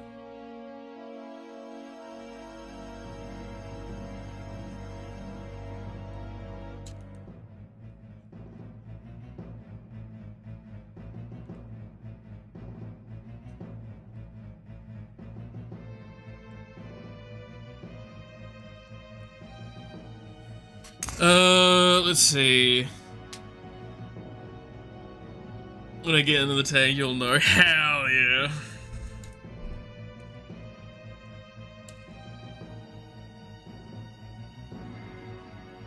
Malith, I'm chatting to you from the inside of a fucking tank. How do you do? It's like, I'm sorry, what?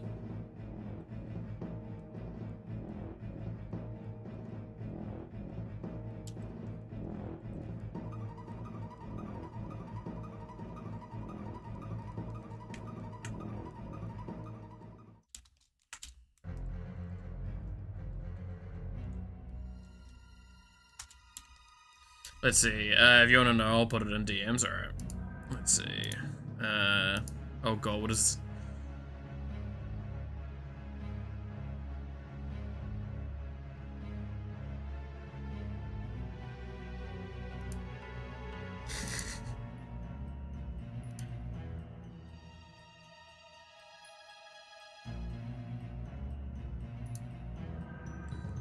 Ha, I see, Shippy, yeah. I mean, I'm no better on some of that. But I understand.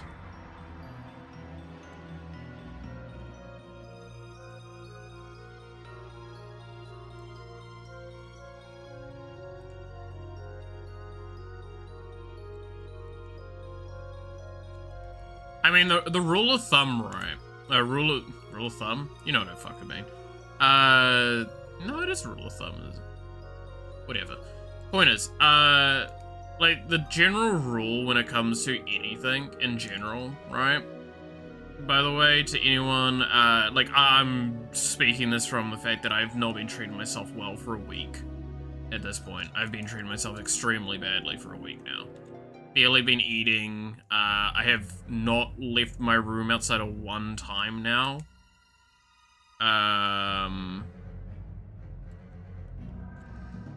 I'm not really doing quite well overall, but let's skip over that for now.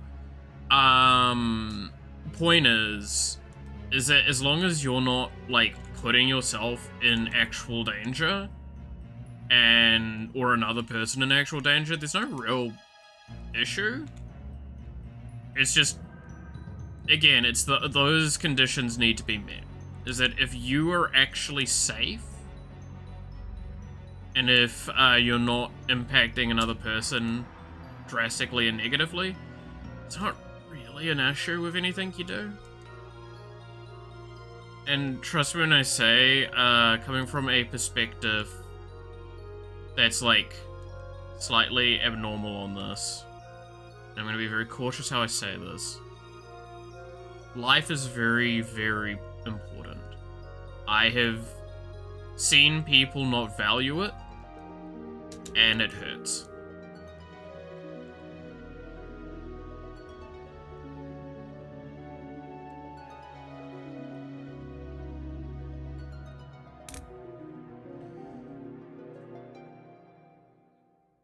I did watch one of your streams in the woods near that military base. Imagine, hey, so there's a Wi-Fi password. Okay, so I'm good. I have that. What? Yeah, exactly, Clem. Go into the base. And it's just like, so here's the Wi-Fi. Oh, don't need that. Don't worry.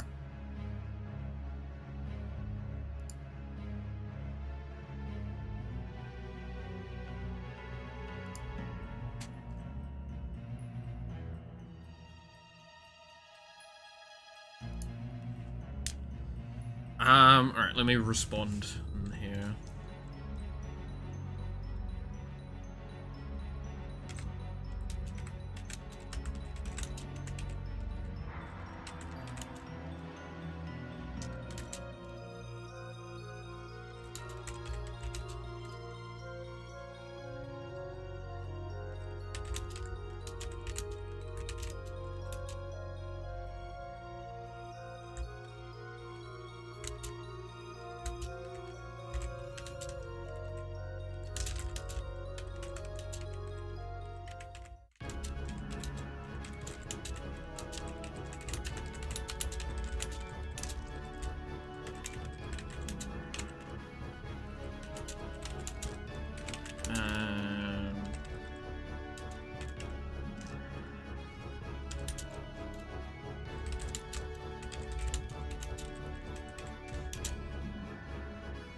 If you want my straight, honest response, I'm pretty sure I misspelled something in there, but there you go. There you go.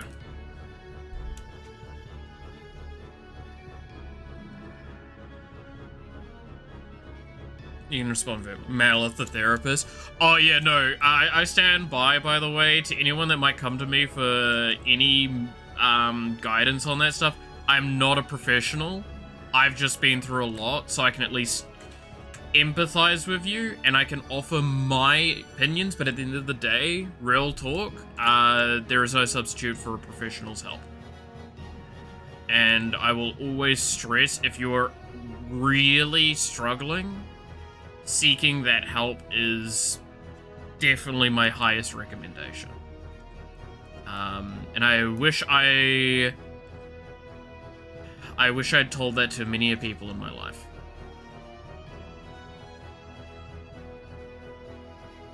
I'll leave that as that.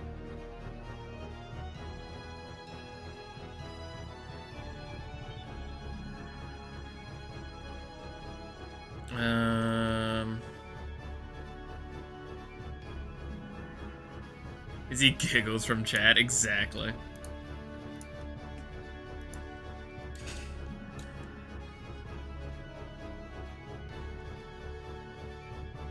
look, we all have our off days, right? I'm having an off week at the moment, and it's probably going to end up being an off month the way things are feeling.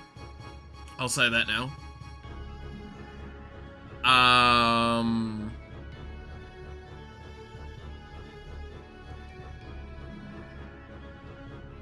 And like, again, it's one of those things of, it's a rut that I know I can get out of if I really push myself to. I just really don't want to do that to myself, because something I learned when I did that a lot, right? So, fun little fact, Malith was very good at putting his problems to one side and ignoring them. And I still am good at those sorts of things. I can get really, really, really good at delaying how long I have, like, delaying dealing with issues. In fact, if I am having, say, a breakdown, I can force myself to do stuff either through it or instead of it, right? The problem is, guess what happens when you delay something for too long? It builds up. It gets worse and worse and worse, until eventually it's almost unbearable. I cannot let that happen anymore, because I do not have the kind of support in my life that allows me to let that happen. I have a lot of support, I have a lot of people there that are willing to help me when I need it, but I don't have the support necessary to, basically fall apart.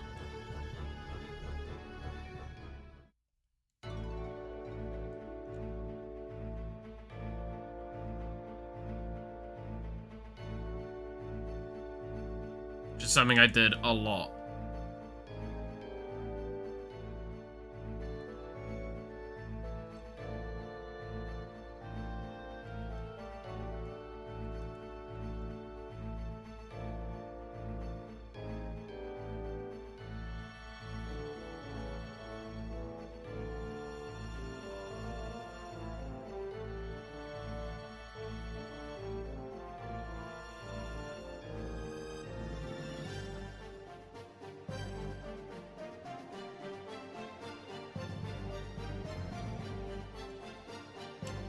Can't become an anti-Grand Warhead, exactly.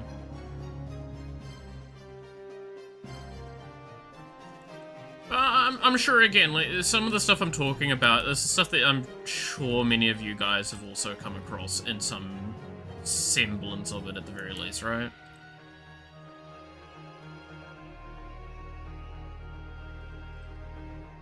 And that's why I say, like, I make an effort to empathize with people as much as I can, because I've been in shit spots, and I'm sure we've all been in shit spots in our own ways, regardless of what they are, and we can't know, like, how it feels for the other person, right? At the end of the day, I can sympathize, but I can't actually, like, fully understand your feelings. And I'll make a damned effort to, but at the end of the day, there's a reason why often my responses with people is I've experienced something similar, or I kind of get where you're coming from, or stuff like that. It's not like, oh no, I know what you're dealing with, because I don't. No one does. Only you know what you're dealing with. And it's it's finding a way for you to best process that in your own way. Something I actively try and do whenever I possibly can is to be there for people for that. Because I, in the nicest sense, I didn't have people for that a lot of the time. Yeah, and welcome to 101 of Malith being everyone's dad. Is why, like, I didn't have one, so therefore my brain's like, well, I gotta try and do my best for others that either had one but wasn't adequate enough, or just generally need someone to talk to that's kind of like that.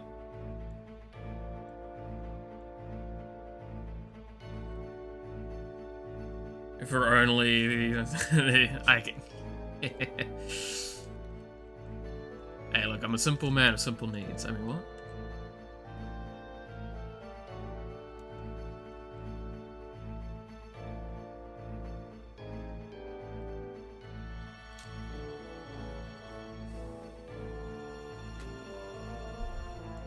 I act the same way, but I had a good dad. I stand by, like I said, I didn't have a father. I had a, now from, like, retrospective especially realization, a pretty fucking terrible mother. I did not have a great growing up, but again, I'm not saying I'm so woe is me, I had the worst parents in the world. I at least was able to live a life and eventually come to understand myself and stuff around me. I came to... I mean, I'm alive, aren't I? So I kind of had the worst parents ever.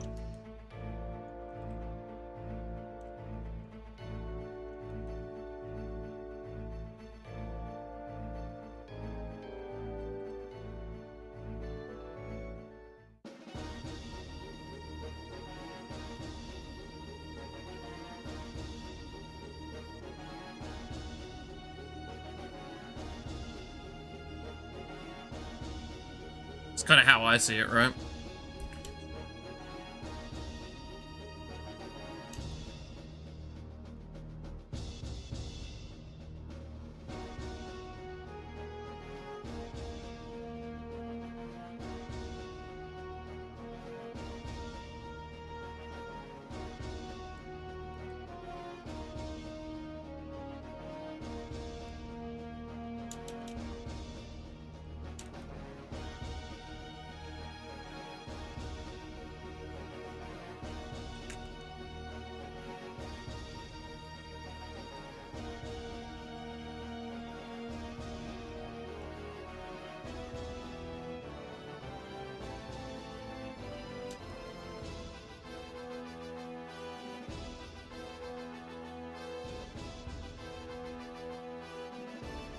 By the way, these are the kind of conversations that happens when I'm doing art very easily.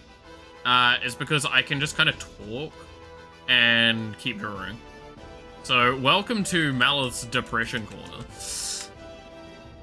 Also, again, as a soft reminder, art's not exactly the most pleasant feeling for me still. I've come to enjoy it a lot more now, but there is definitely still parts of it that remind me of my past.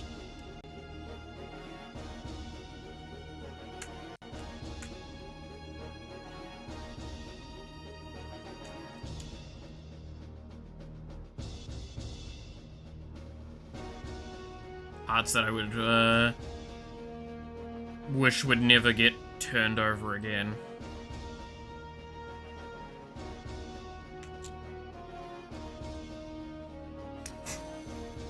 Let's see, it's like cranky old lady that I've been friend of the player. Alright, but the original group did not trust her. What will happen to my second group when I turn her into a Hallie? I mean, what? Want to learn Fear and Hunger? I mean, Fear and Hunger sounds like a really interesting one, right? I'm assuming it's probably gonna, like, fuck me up in a lot of ways. I mean, I've talked about, loosely on stream and mainly with people, why, like, the Coffin game really did a number on me. I'm wondering if, like, that's kind of not helped a lot of the current events, ironically. Like, that game did a lot to me, for reasons that Shippy knows and I'm not sharing, sadly, on stream. I'm sorry, guys. But there are some things I do have to keep private for, privacy's sake. Not for my privacy, but for other people involved.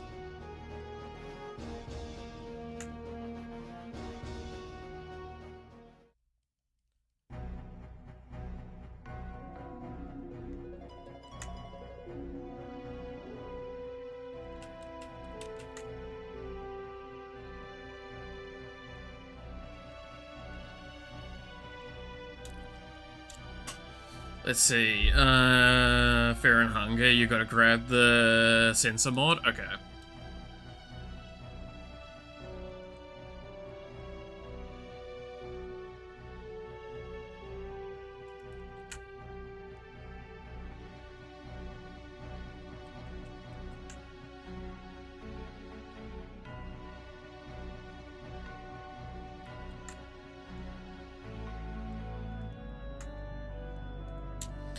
Let's see. Fear and Hunger is a hard RPG type game with dark tones. You sometimes sound like a sad emo game character with a tragic backstory. Anyways, on we going. Take care, guys. Remember water and don't forget that you matter. There are people who don't want you 6 feet underground. That's, yeah, as you said, Clap. Catch you later, Clap, though.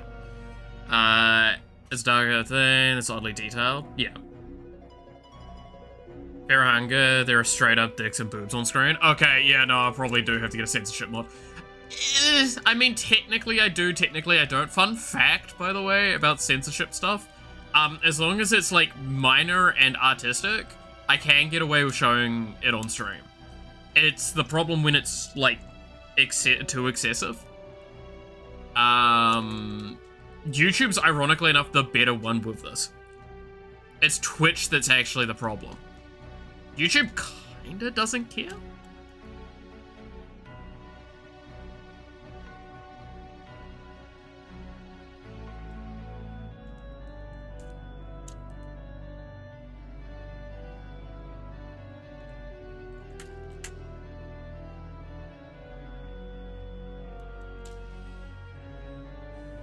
Some enemies can use their manhood as weapons to strike you with. Okay, that's actually kind of funny.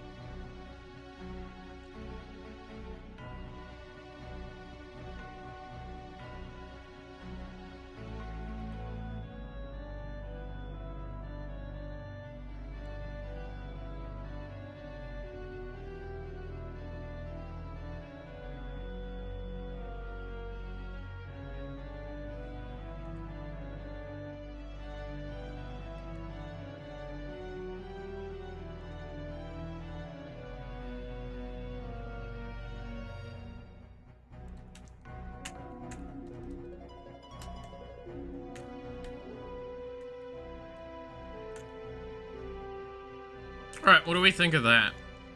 For the most part. It's not looking too bad.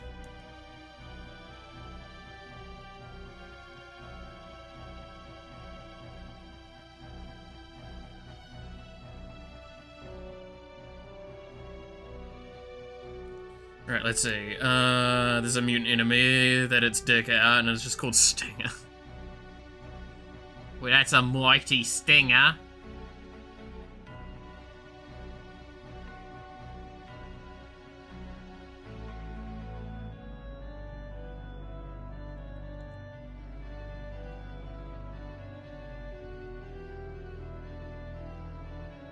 I'll show you my stinger if you show me yours.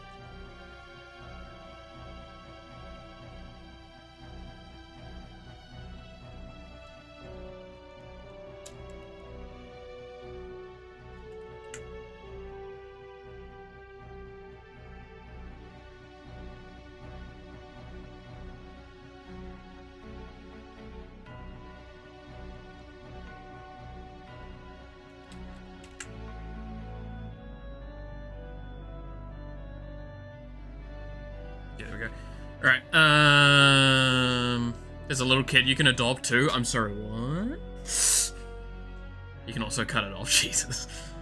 There's a kid, the kid gets depressed on your adventure because of all the things You can dose them with whiskey, bourbon, and some random drugs to make the kid happy. Oh my god, that's actually sounding like my childhood at that point. I mean, not my childhood. I didn't drink till I was, of age.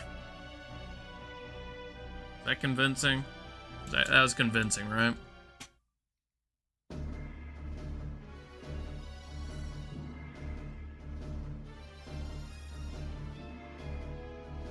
What was the first time I drank alcohol? I'm getting, like, nostalgic.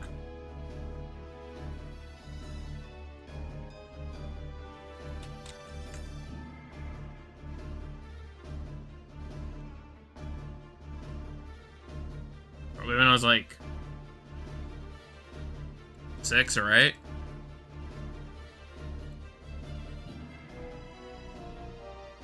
You like how the art's looking? I'm glad.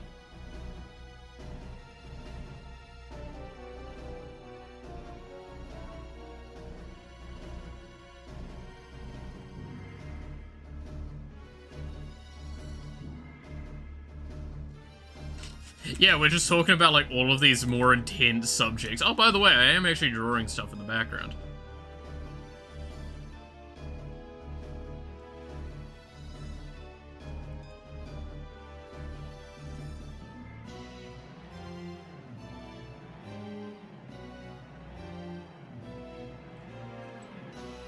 Whole game is indie, made by one guy, an RPG maker. I mean, have I talked about that I do loosely want to make my own kind of like psychological horror game based on my own personal experiences? And I was recommended against it by one of my friends, Max, because when I gave him like the brief outline, he's like, oh yeah, you're going to only relive PTSD if you do this. And I'm like, I'm pretty sure that's the case, yeah. He's like, you might not actually survive, like, reliving some of the stuff that you'll have to relive to do this.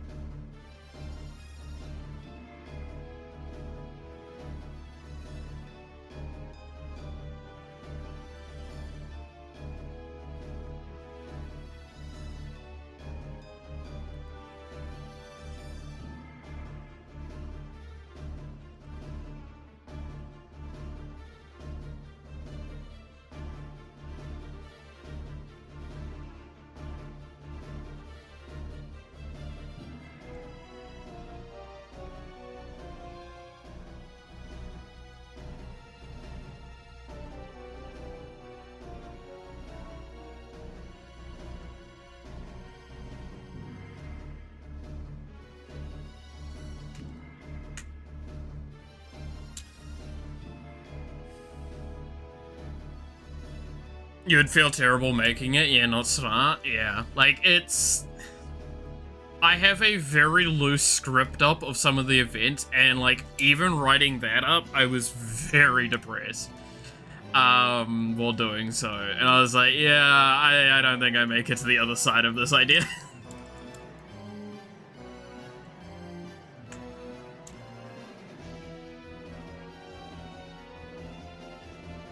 It's a cool idea. Don't get me wrong, I would love to do it in the sense that, like, I think it would be a really good way of helping other people as well, dealing with some of this stuff. But it's that argument of, like, yeah, if I can't manage to get through it, okay, probably not a good idea.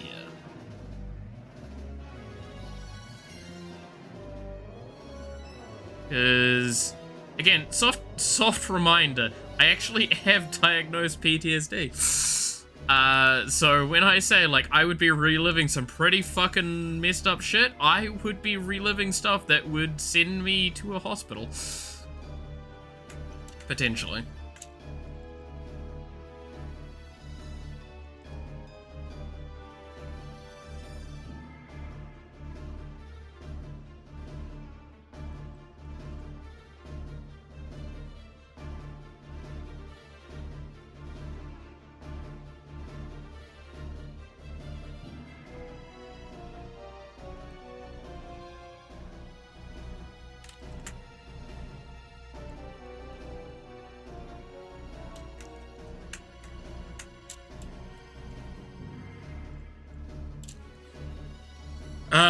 Let's see. We would sooner get news of you dying from alcohol poisoning with a rope around your ankle because of your drunken state. You tied to the thing.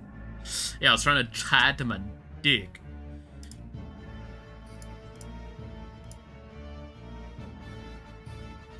No, I think it's something I would like to eventually do. But I think if I'm gonna do it, I would need more than enough help to get me through it, and I think I'd need to be in a much better state than I think I can ever really attain.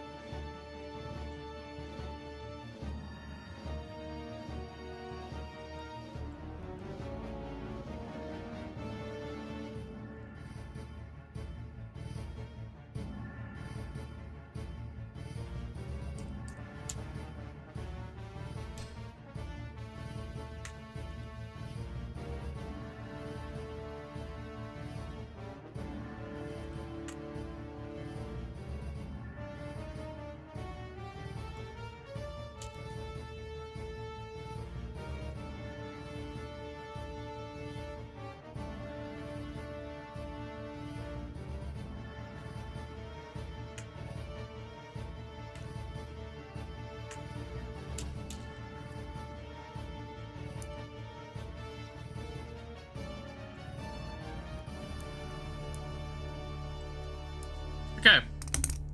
I'm gonna leave it like that for now, I think.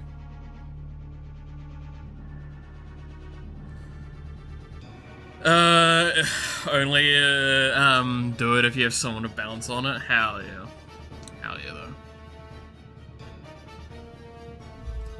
Actually, do I still have my notes for that game?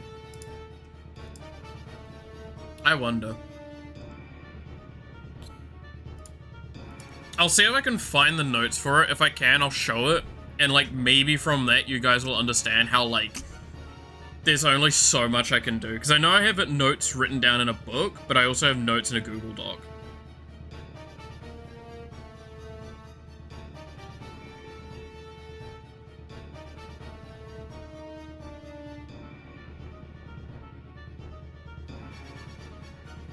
Is it this one? Is it Vent Piece?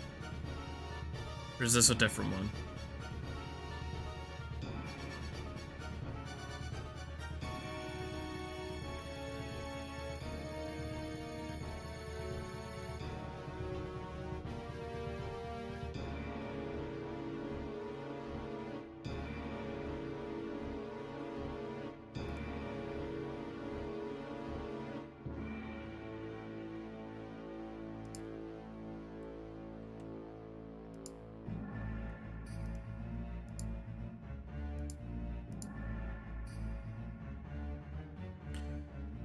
Oh god, yeah, this is it.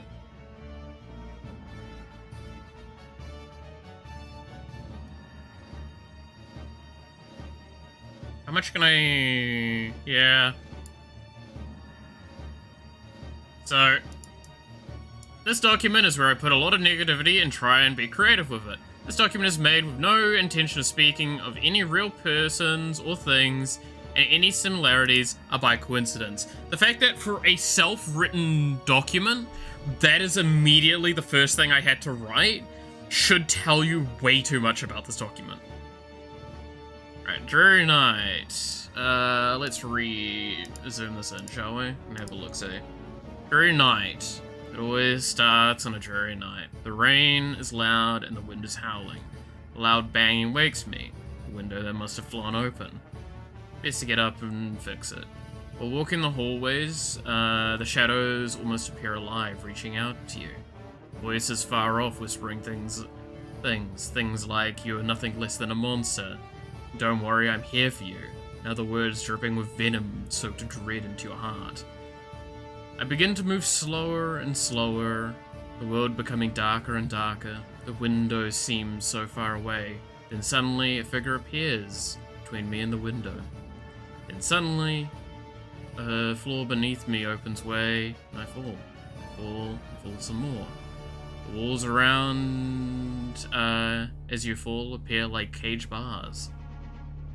My screams are silent, and suddenly nothing. I am alone. I wake up again in my bed. The events the previous night, nothing more than a memory. A knock at the door stops the train of thought. Are you awake, dear? A witchly voice comes from the other side of the door. Did you have another night terror? It calls out, almost sweet. Yes, I call out, weak from the events of the night. Feel tears in my eyes. Time for the day to move on. Day of grayscale passes me by, with only each misstep being written to memory. Right. All to welcome me home is a giant monster sleeping on the couch. I walk past it to go back to my room. Into my room and draw, waiting for the day to end. I have some fish and chips and head to bed. A horrible night awaits me once more. After I drifted off, it didn't take long before the darkness encroached.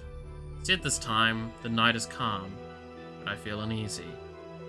Get up to go look, but when I open the door, I'm greeted with an unfamiliar place, a land of colors, a land of shadows. Both pain and joy bring tears to my eye. Two small creatures come out of the bush nearby, one glowing a lovely yellow with dancing colors and the other a dark black/brown with a hooked tail. They come and rubbed up against me, the hooked tail one being especially friendly. I inquire for their names, but they just continue on. The hook cuddled onto my leg and the dazzled one standing off a bit, but coming off with pats from time to time. Hook and Dazzle look off into the distance suddenly, start to move further on, stopping to see if I would follow. I follow along the two playful fairies and wonder where I might be led. As we continue on, shadows jump out to attack, Hook and Dazzle jump back, leaping into my leaping onto my shoulders and preparing to fight. With the help of the two, I dispatch blah blah blah. Yeah, anyway. You kind of get a gist from that, what we're looking at.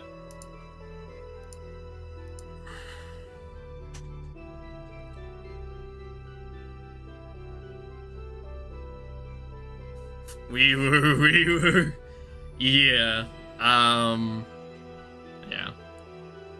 That is a very... It's basically the notes I have for it.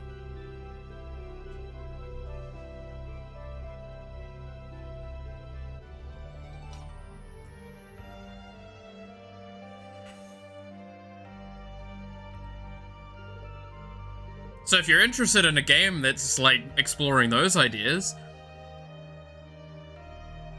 let me know, because, I'll see if I can even finish making it. Yeah.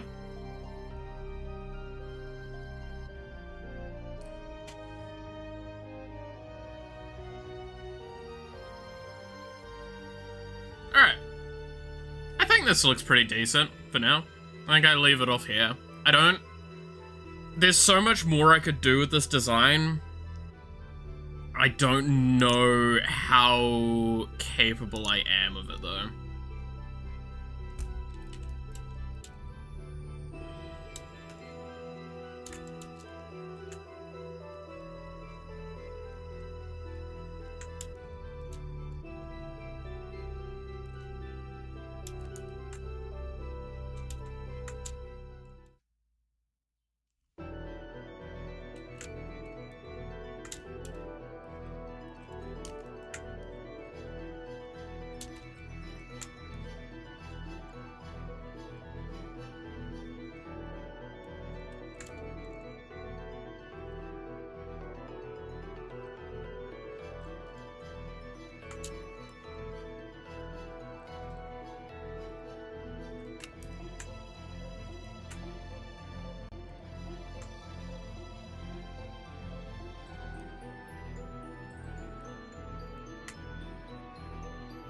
There we go. What do we think? Anything else anyone sees that's like glaring that they'd say could be tossed in? Like colors, like details, anything that you see that you're like, could see that being a little better.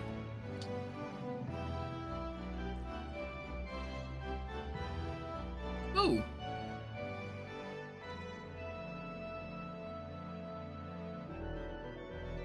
Just a moment.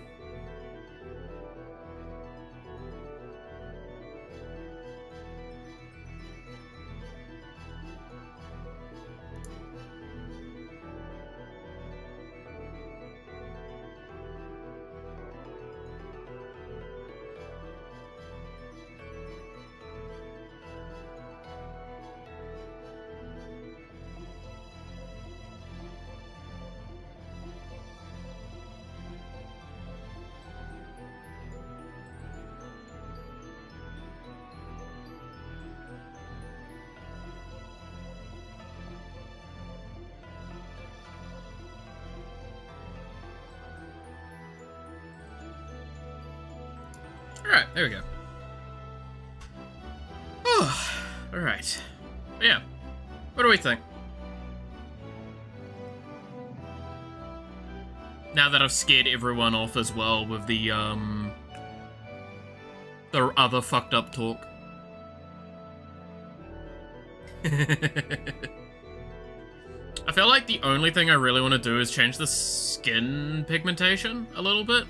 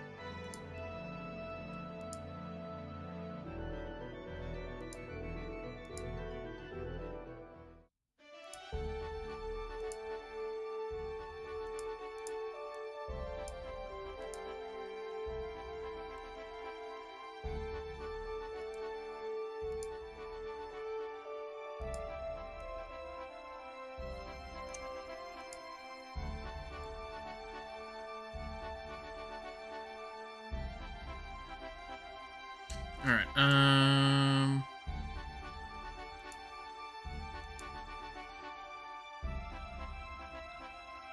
see, that looks a little bit better.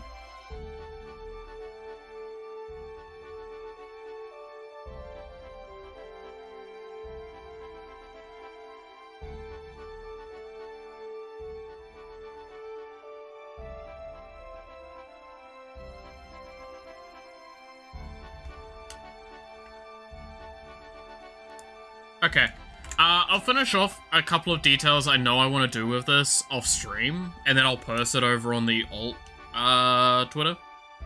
My art Twitter, basically.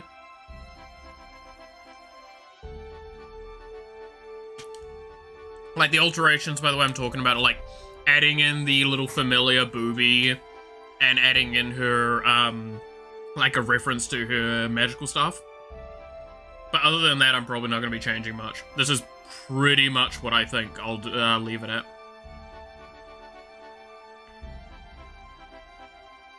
Because I'm actually genuinely quite content with this. I'm surprised at how well these eyes came out, by the way, for testing out a technique that I've been looking at quite a lot. So fun little reminder, by the way. I watch a lot of, like, dubbed manga, like, dubbed comics on YouTube, right? Like, rom-coms and stuff like that. And something I noticed a lot is I started paying a lot more attention to how they draw things. They're very lazy about how they draw certain things. It's actually really fascinating how often you'll see, like, lines that just look terrible when you look directly at them. But, like, the average person isn't going to see these things or pay attention to them. And that's why it's like, no, this is fine. There's nothing wrong with this. But I'm not the average person. I'm looking at these critically, right?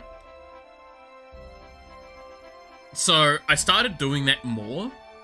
And it's fascinating because, like, the eyes, how you actually see a lot of people kind of do eyes.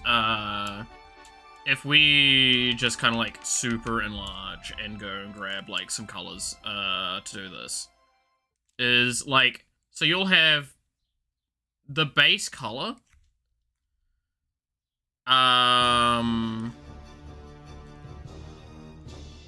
Then you'll have kind of a color that comes down at about the, like, slightly above the midpoint, like this. And then you'll have a super bright one at the bottom, and it'll either do one or two things. It'll either be, like, just that, kind of like base piece here, or you'll see in anime a lot of the time, specifically, they'll try and do this with it. And then you take your equivalent to black, put in your actual eye, and you do one or two things with it. You either piece it, so it's like that sort of thing, with very thin lines, or you do a filled in one, which is the easier option.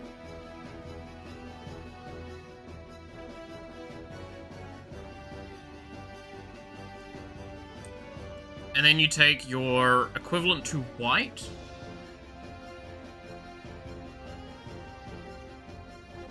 and all of a sudden, that's actually a pretty decent eye.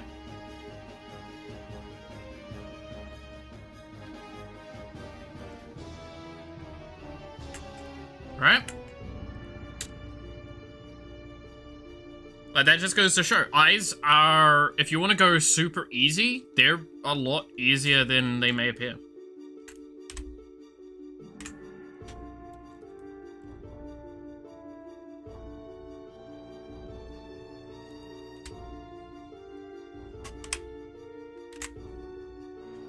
OPM author into the chat with his webcomic.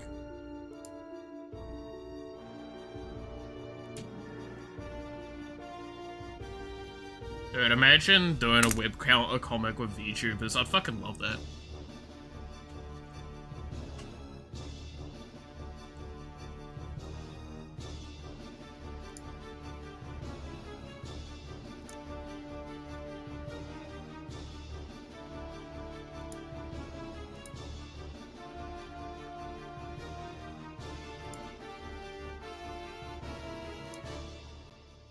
But yeah, I think we'll leave off the Iron Mouse here, this outfit. So like I said, I will do a staff and a little booby as a like magical girl companion with this. I'll submit this later to the Twitter.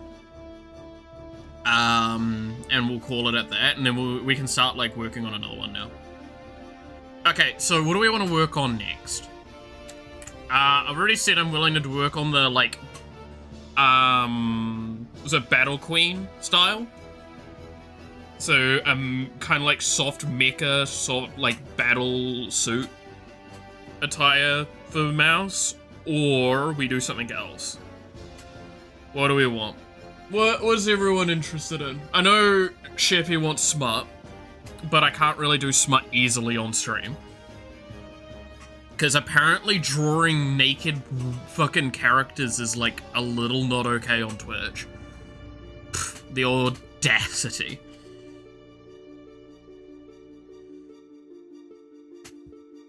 How dare.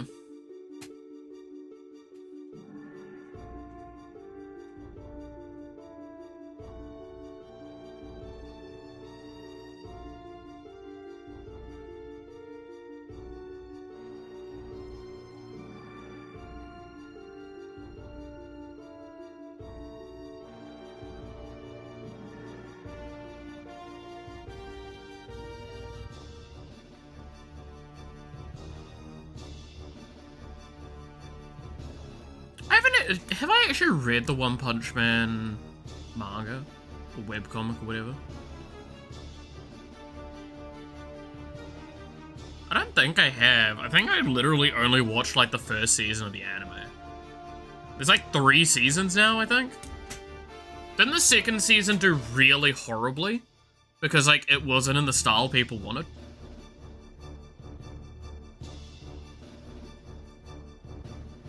I think it was a different studio, right?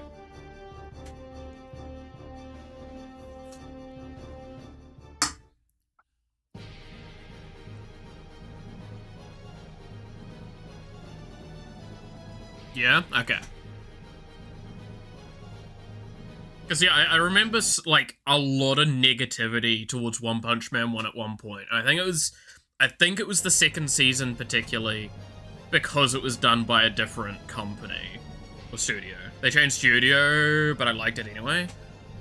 I mean, there's nothing wrong with that, right? Like, we've seen many a times where that happens, and it's fine.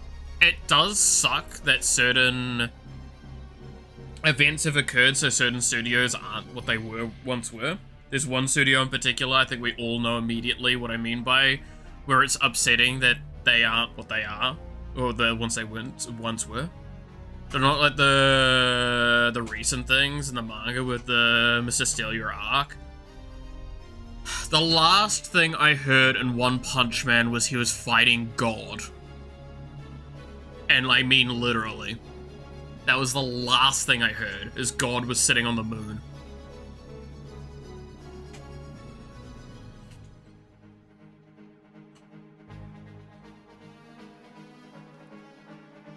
And I consider that not a spoiler to say, because it's literally One Punch Man. It is as obscene as you can fucking get. Conceptually.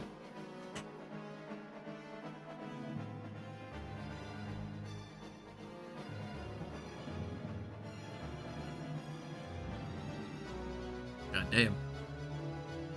Imagine the author introducing an OP character too strong and 2 main characters, stopping other characters from developing and ending their subplots to add them as side characters to his. That's upsetting to hear. I mean, to be fair, I still think One Punch Man's been going for too long. It's like, you've either got 1 or 2 things to do with a series like that. Is to end it, like, while its charm is still going, or to just commit to permanently gag and not to, like, do an overarching grand plot. Because the moment you do that, you hurt your series. And it's very consistent that we've seen that stuff with. I mean, fuck, Gintama's a great example of a series that, like, never took itself seriously. Every arc it does is always a shitpost, and it gets away with it because it never, like, breaks its own rules. And when it does it in its own rules, because that's the point of Gintama.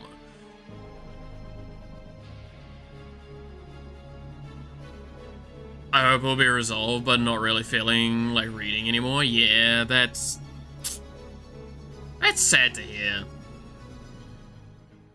I mean, I stand by, I've not read it at all. I considered reading it, but like, I don't know, man, I don't know.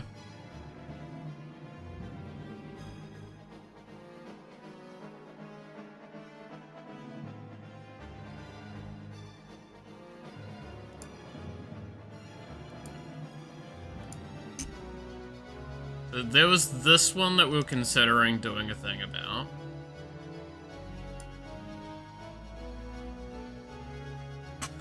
Ooh.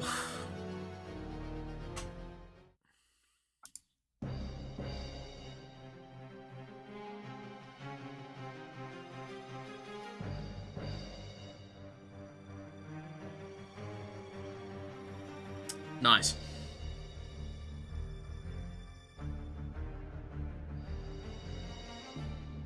Oh damn, I farted and that smells so bad. Holy shit. Oh. Oh, that's rough. Oh no. Oh god.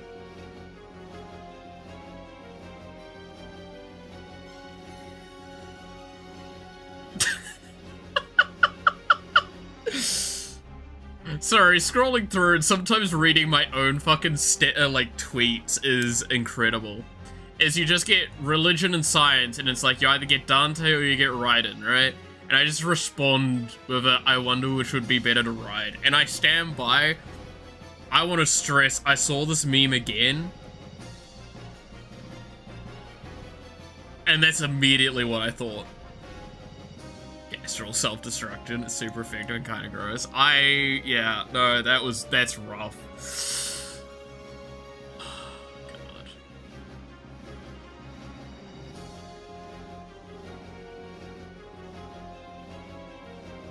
Which one was this for?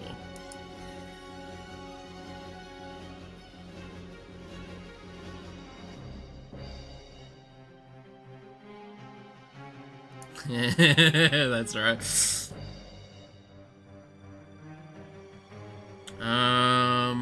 Is there a pose that I'm seeing that I'm like super interested in?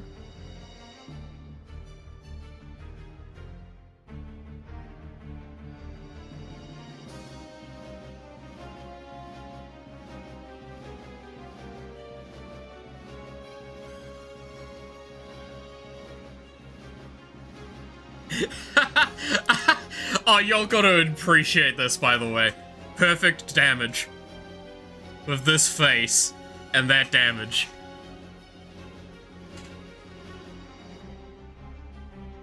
Nothing better. Nothing better.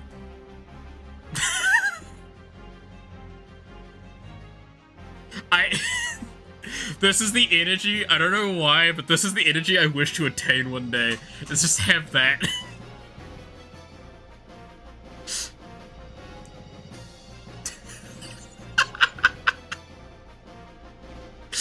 Oh, it's so good. It's so good, though.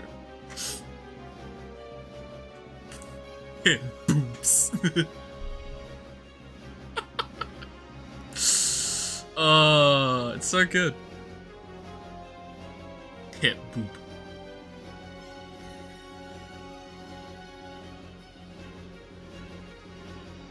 God, I'm 5 years old, I swear. My humor bounces between, like, old dad and, like old boomer dad and fucking, like, 5-year-old. Sometimes, I swear.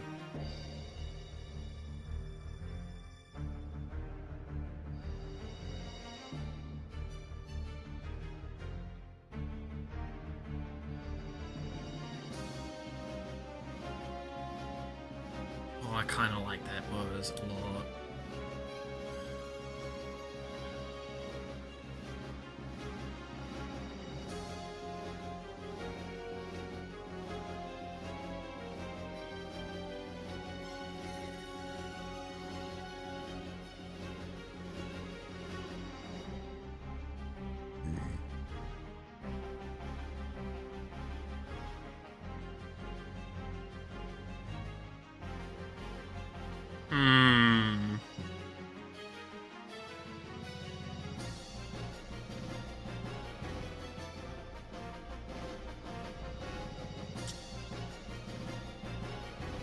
Ah, yes.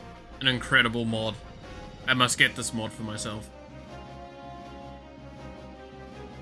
Hatsune Miku villages.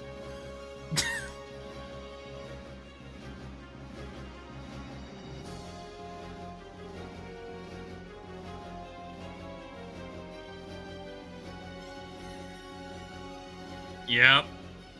Fucking yep. Alright,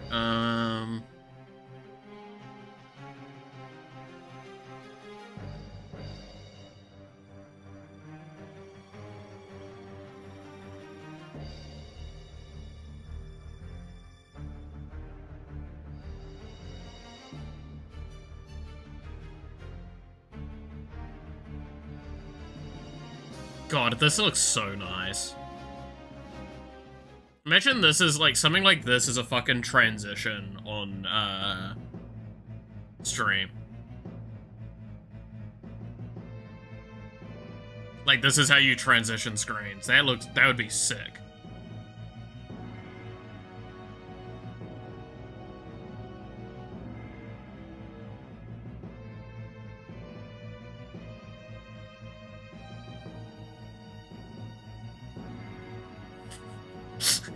Me and my pirate girlfriend. Me.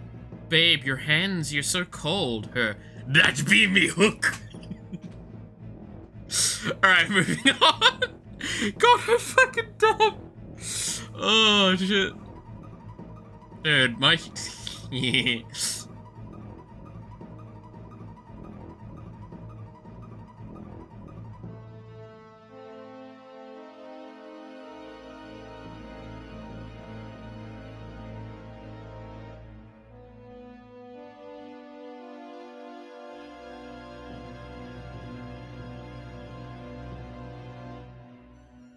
Yeah, here we go. Here's a great example of just, like, again, just watching someone do eyes is incredible.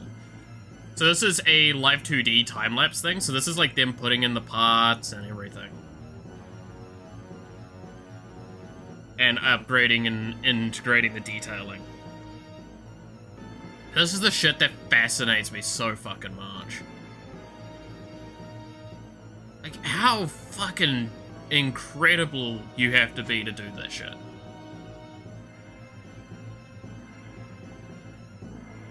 But the way they're doing the coloring as well, the lighting, it's so nice. And it's also, like, during this time, they're doing rigging. You can see, like, they're setting layerings and everything.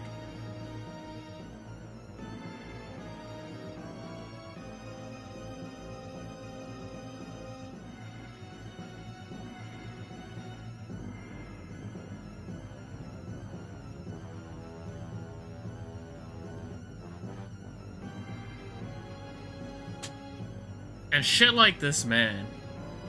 VTubers are cool.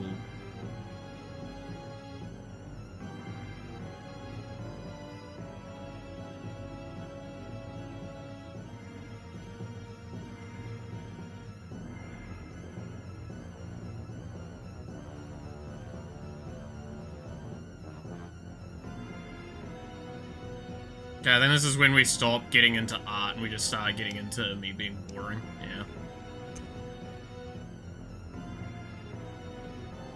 When I wasn't liking art, so I could just find it easier. I don't know what I want to do.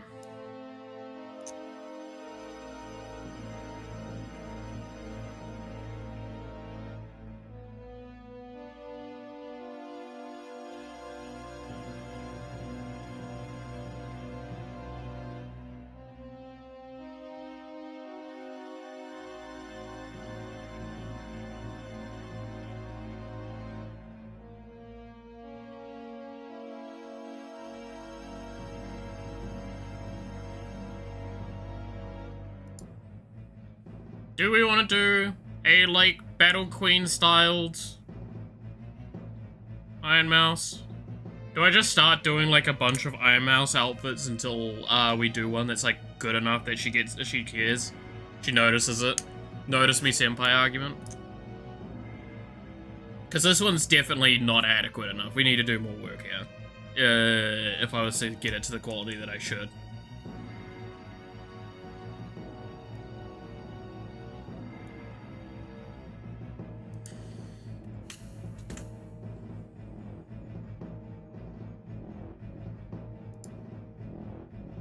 Okay, well, let's start sketching an idea then.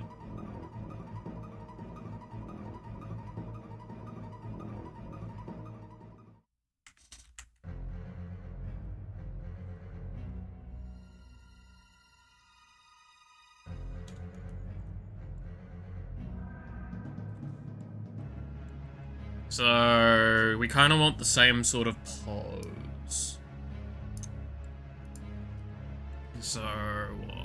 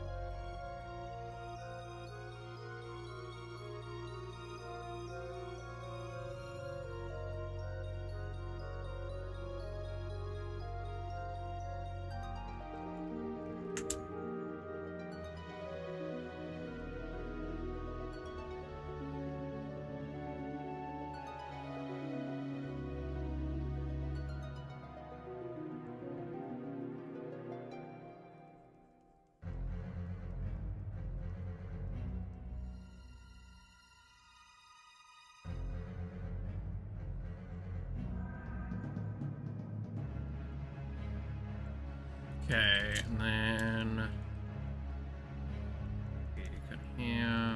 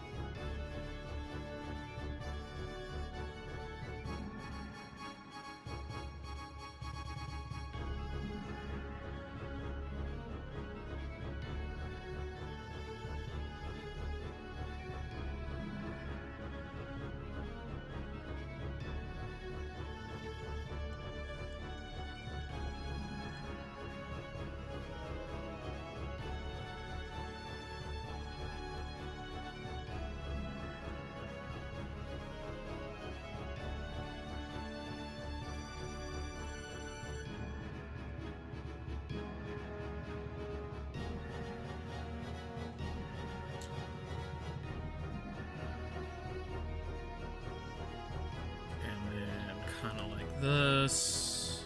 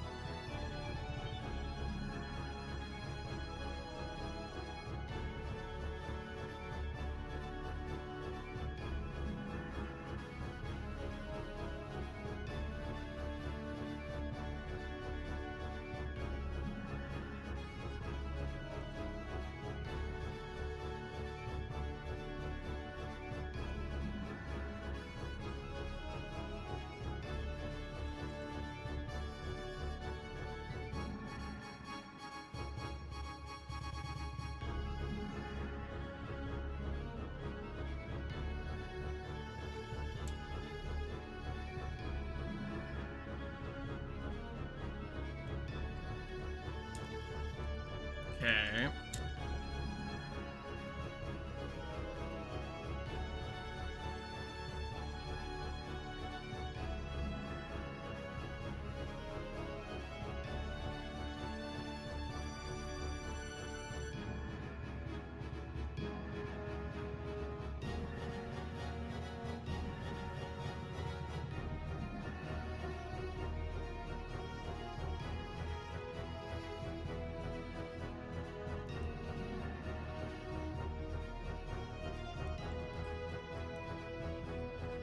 Munching on berries? Fuck yeah.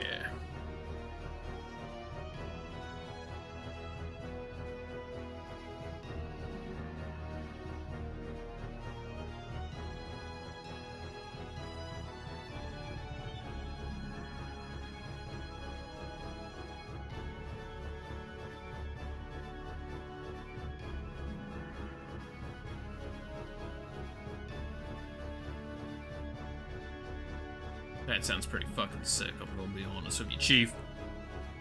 Those caps? Nice. Why apologize for caps? It makes you look like a little bitch afterwards. Come on. Own that shit. It's like, fuck yeah. I'm eating berries.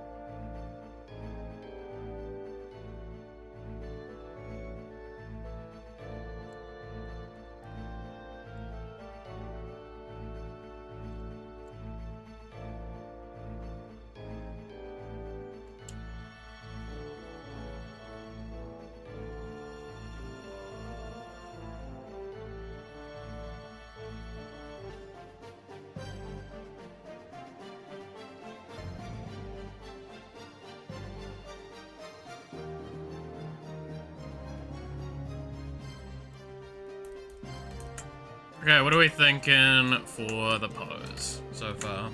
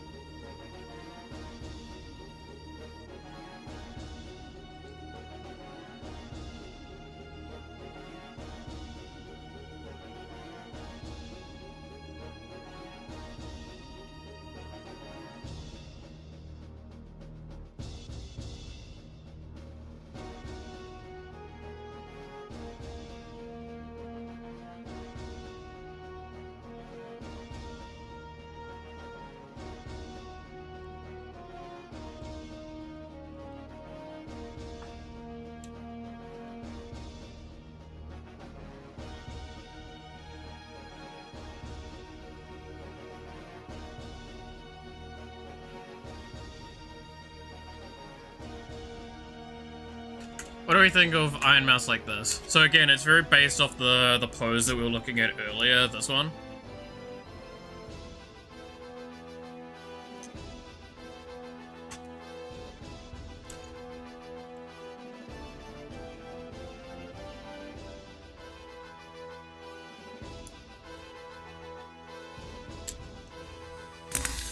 It's not often you guys get to see the, me doing the quick initial sketches, huh?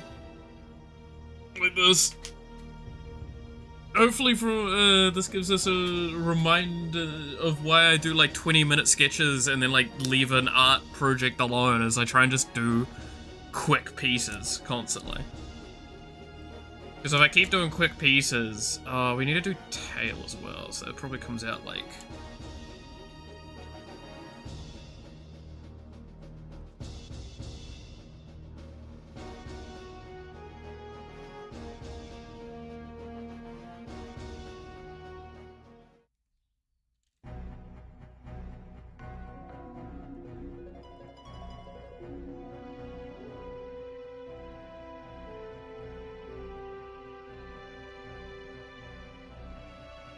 that.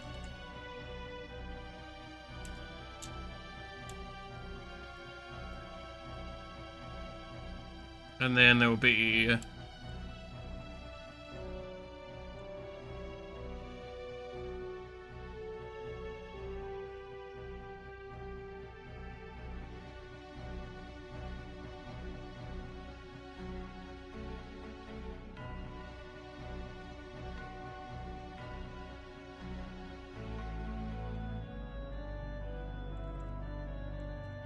something like that.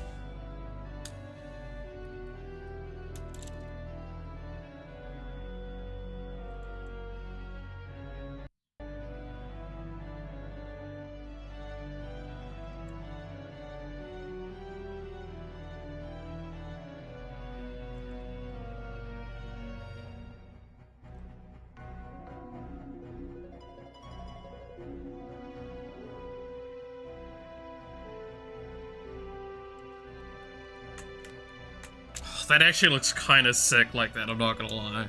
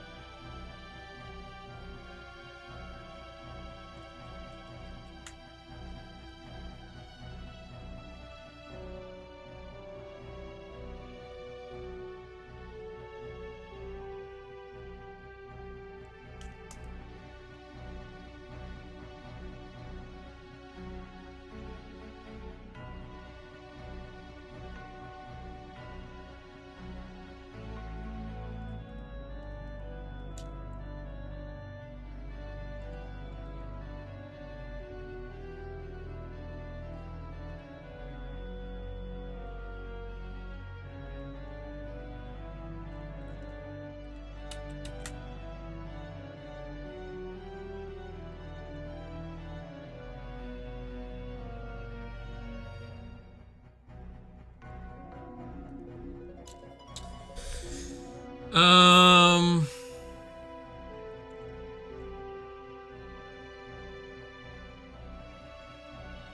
Hmm...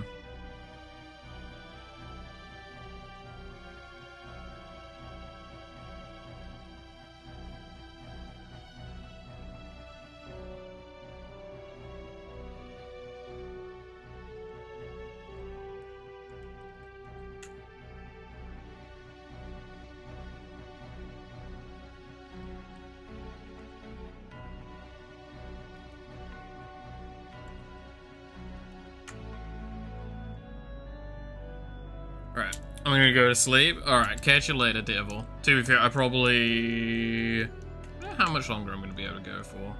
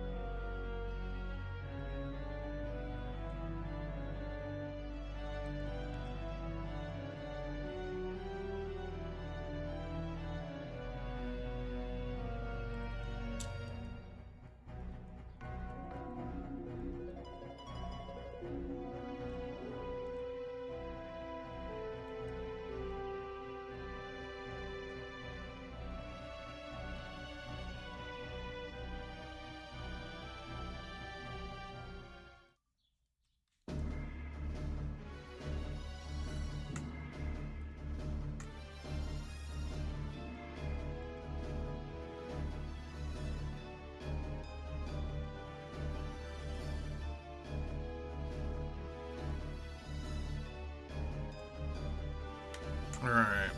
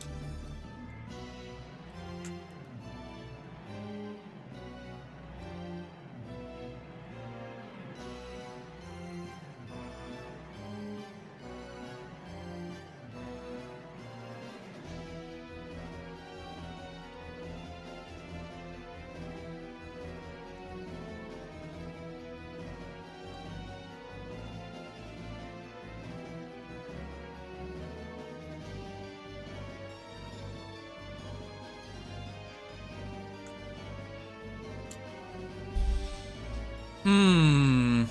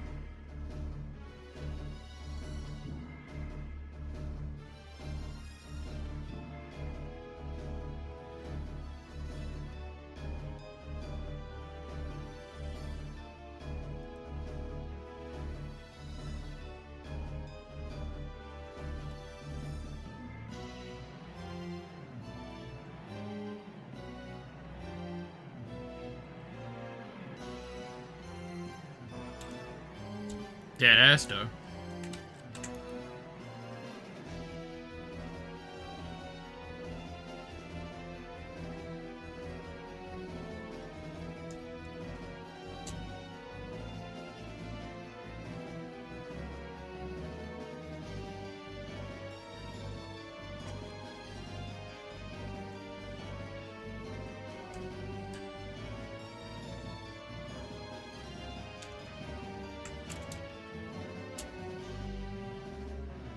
Okay. Oh, my eye is hurting. Oh, no.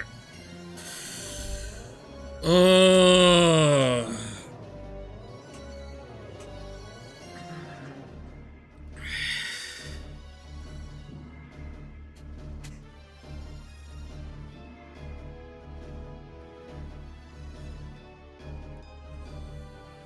Okay, give me a second. I need to go flush my eye a little bit. I think I rubbed it the wrong way.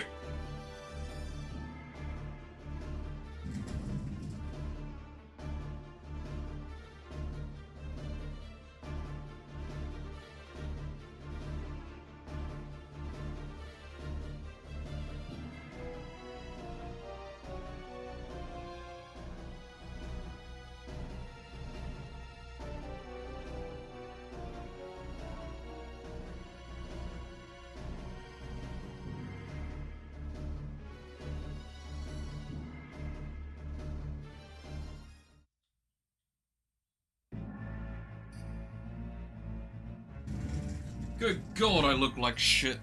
Ugh. That was not a fun, I looked in the mirror and I'm like, man, I look bad right now.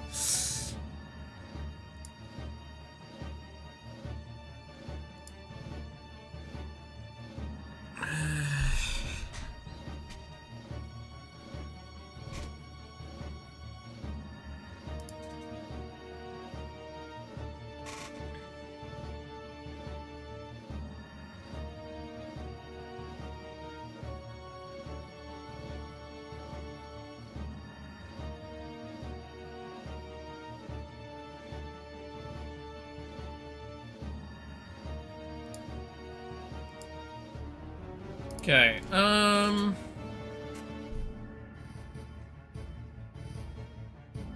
let me save this before I forget.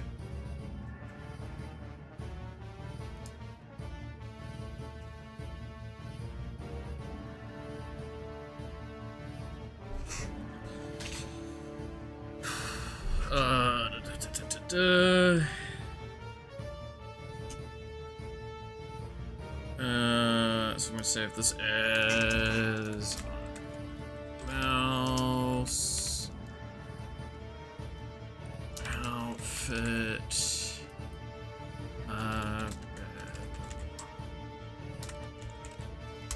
There we go.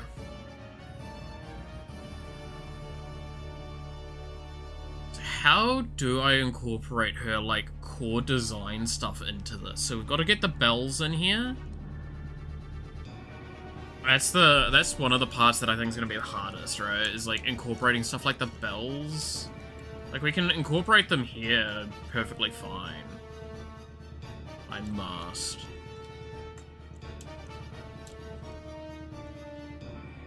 But how do I do the rest?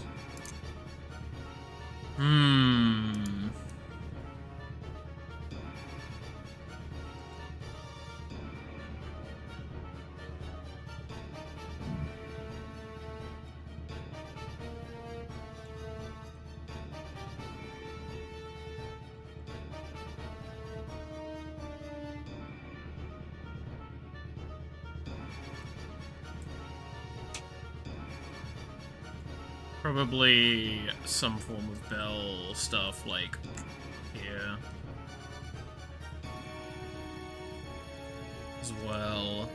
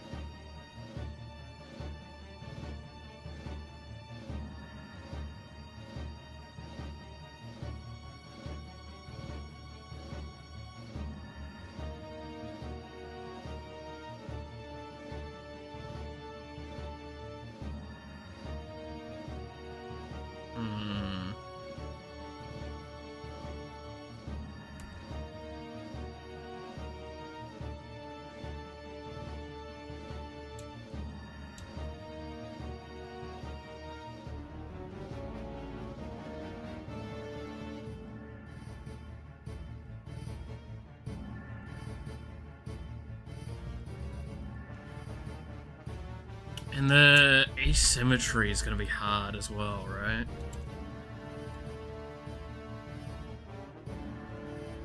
Because typically the problem is the Battle Queen sort of concepts. Battle Queen, Battle Goddess, there's a lot of different terms for these, but like the sort of design, you need symmetry by nature. It's because it's lots of hard edges and a lot of things like that.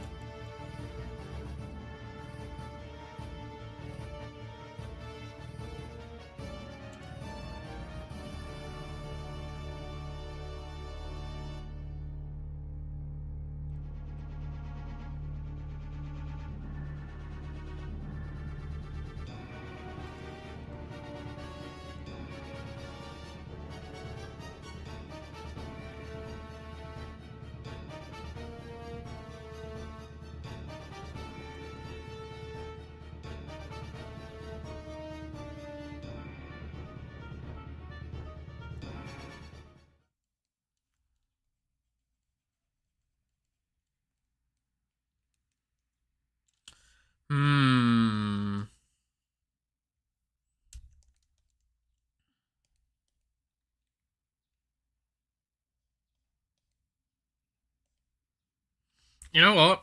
Let's say fuck it and just go balls to the walls with our own kind of spiel for this. Because, like, the last one, we put a huge lot of effort into ensuring that we attributed to Mouse's normal stylistic design. I think this time, I'm going to follow it when I can, but not have it dictate, the design as heavily. Because again, as I just said, Battle Queen by design typically is fairly like symmetrical. So we can't really fit in an isometric stuff willy-nilly. So we can do some stuff, but we probably can't do too much. So did my music run out already? Jesus Christ. I think I've ran like 4 hours worth of music? Yeah, about that. So I'd listened to a bit before stream.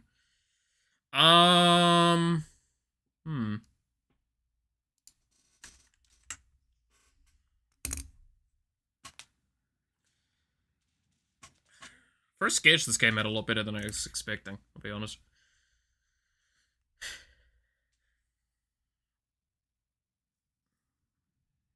Okay, with that being the case, then I think I might finish up here. Again, it's kind of on the early side, 3.5 hours. But I'm still not feeling too incredibly whatever you want to call it.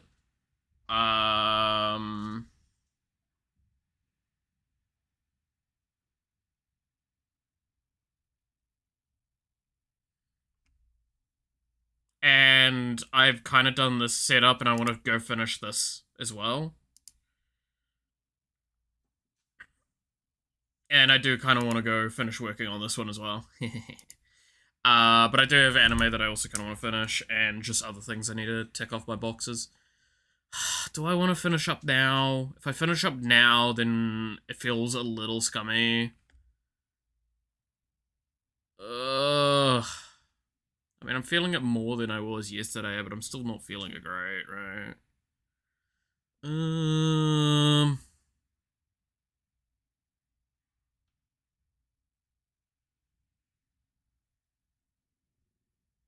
Hmm. Hmm.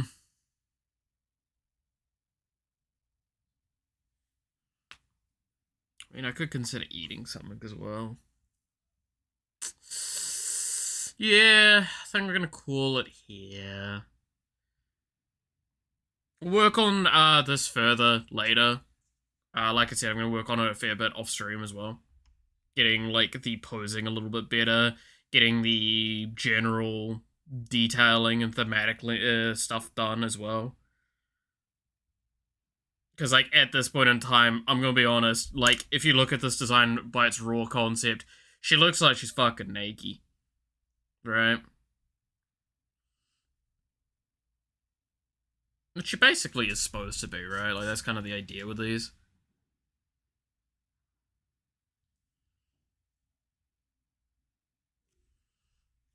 They always look like excessively revealing.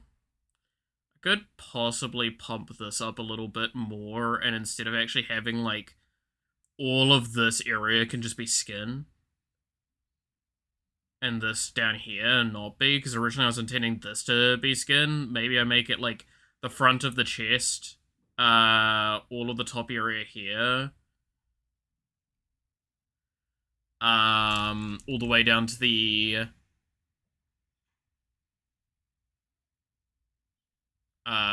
elbows be just skin.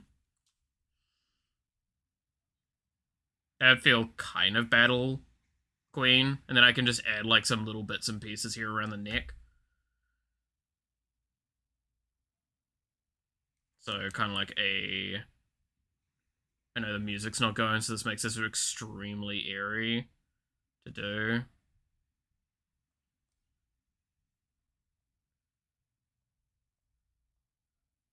Like a thing here, and then all the rest of this is like revealed skin.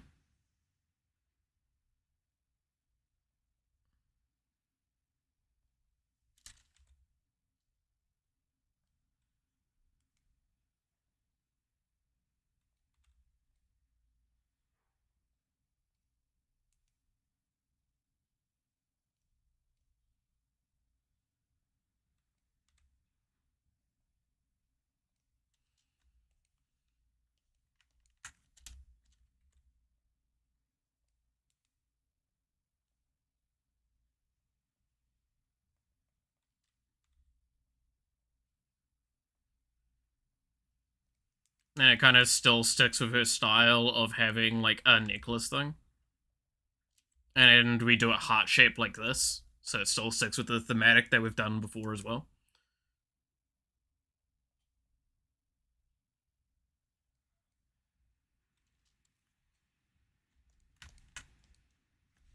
Yeah, I kind of like that.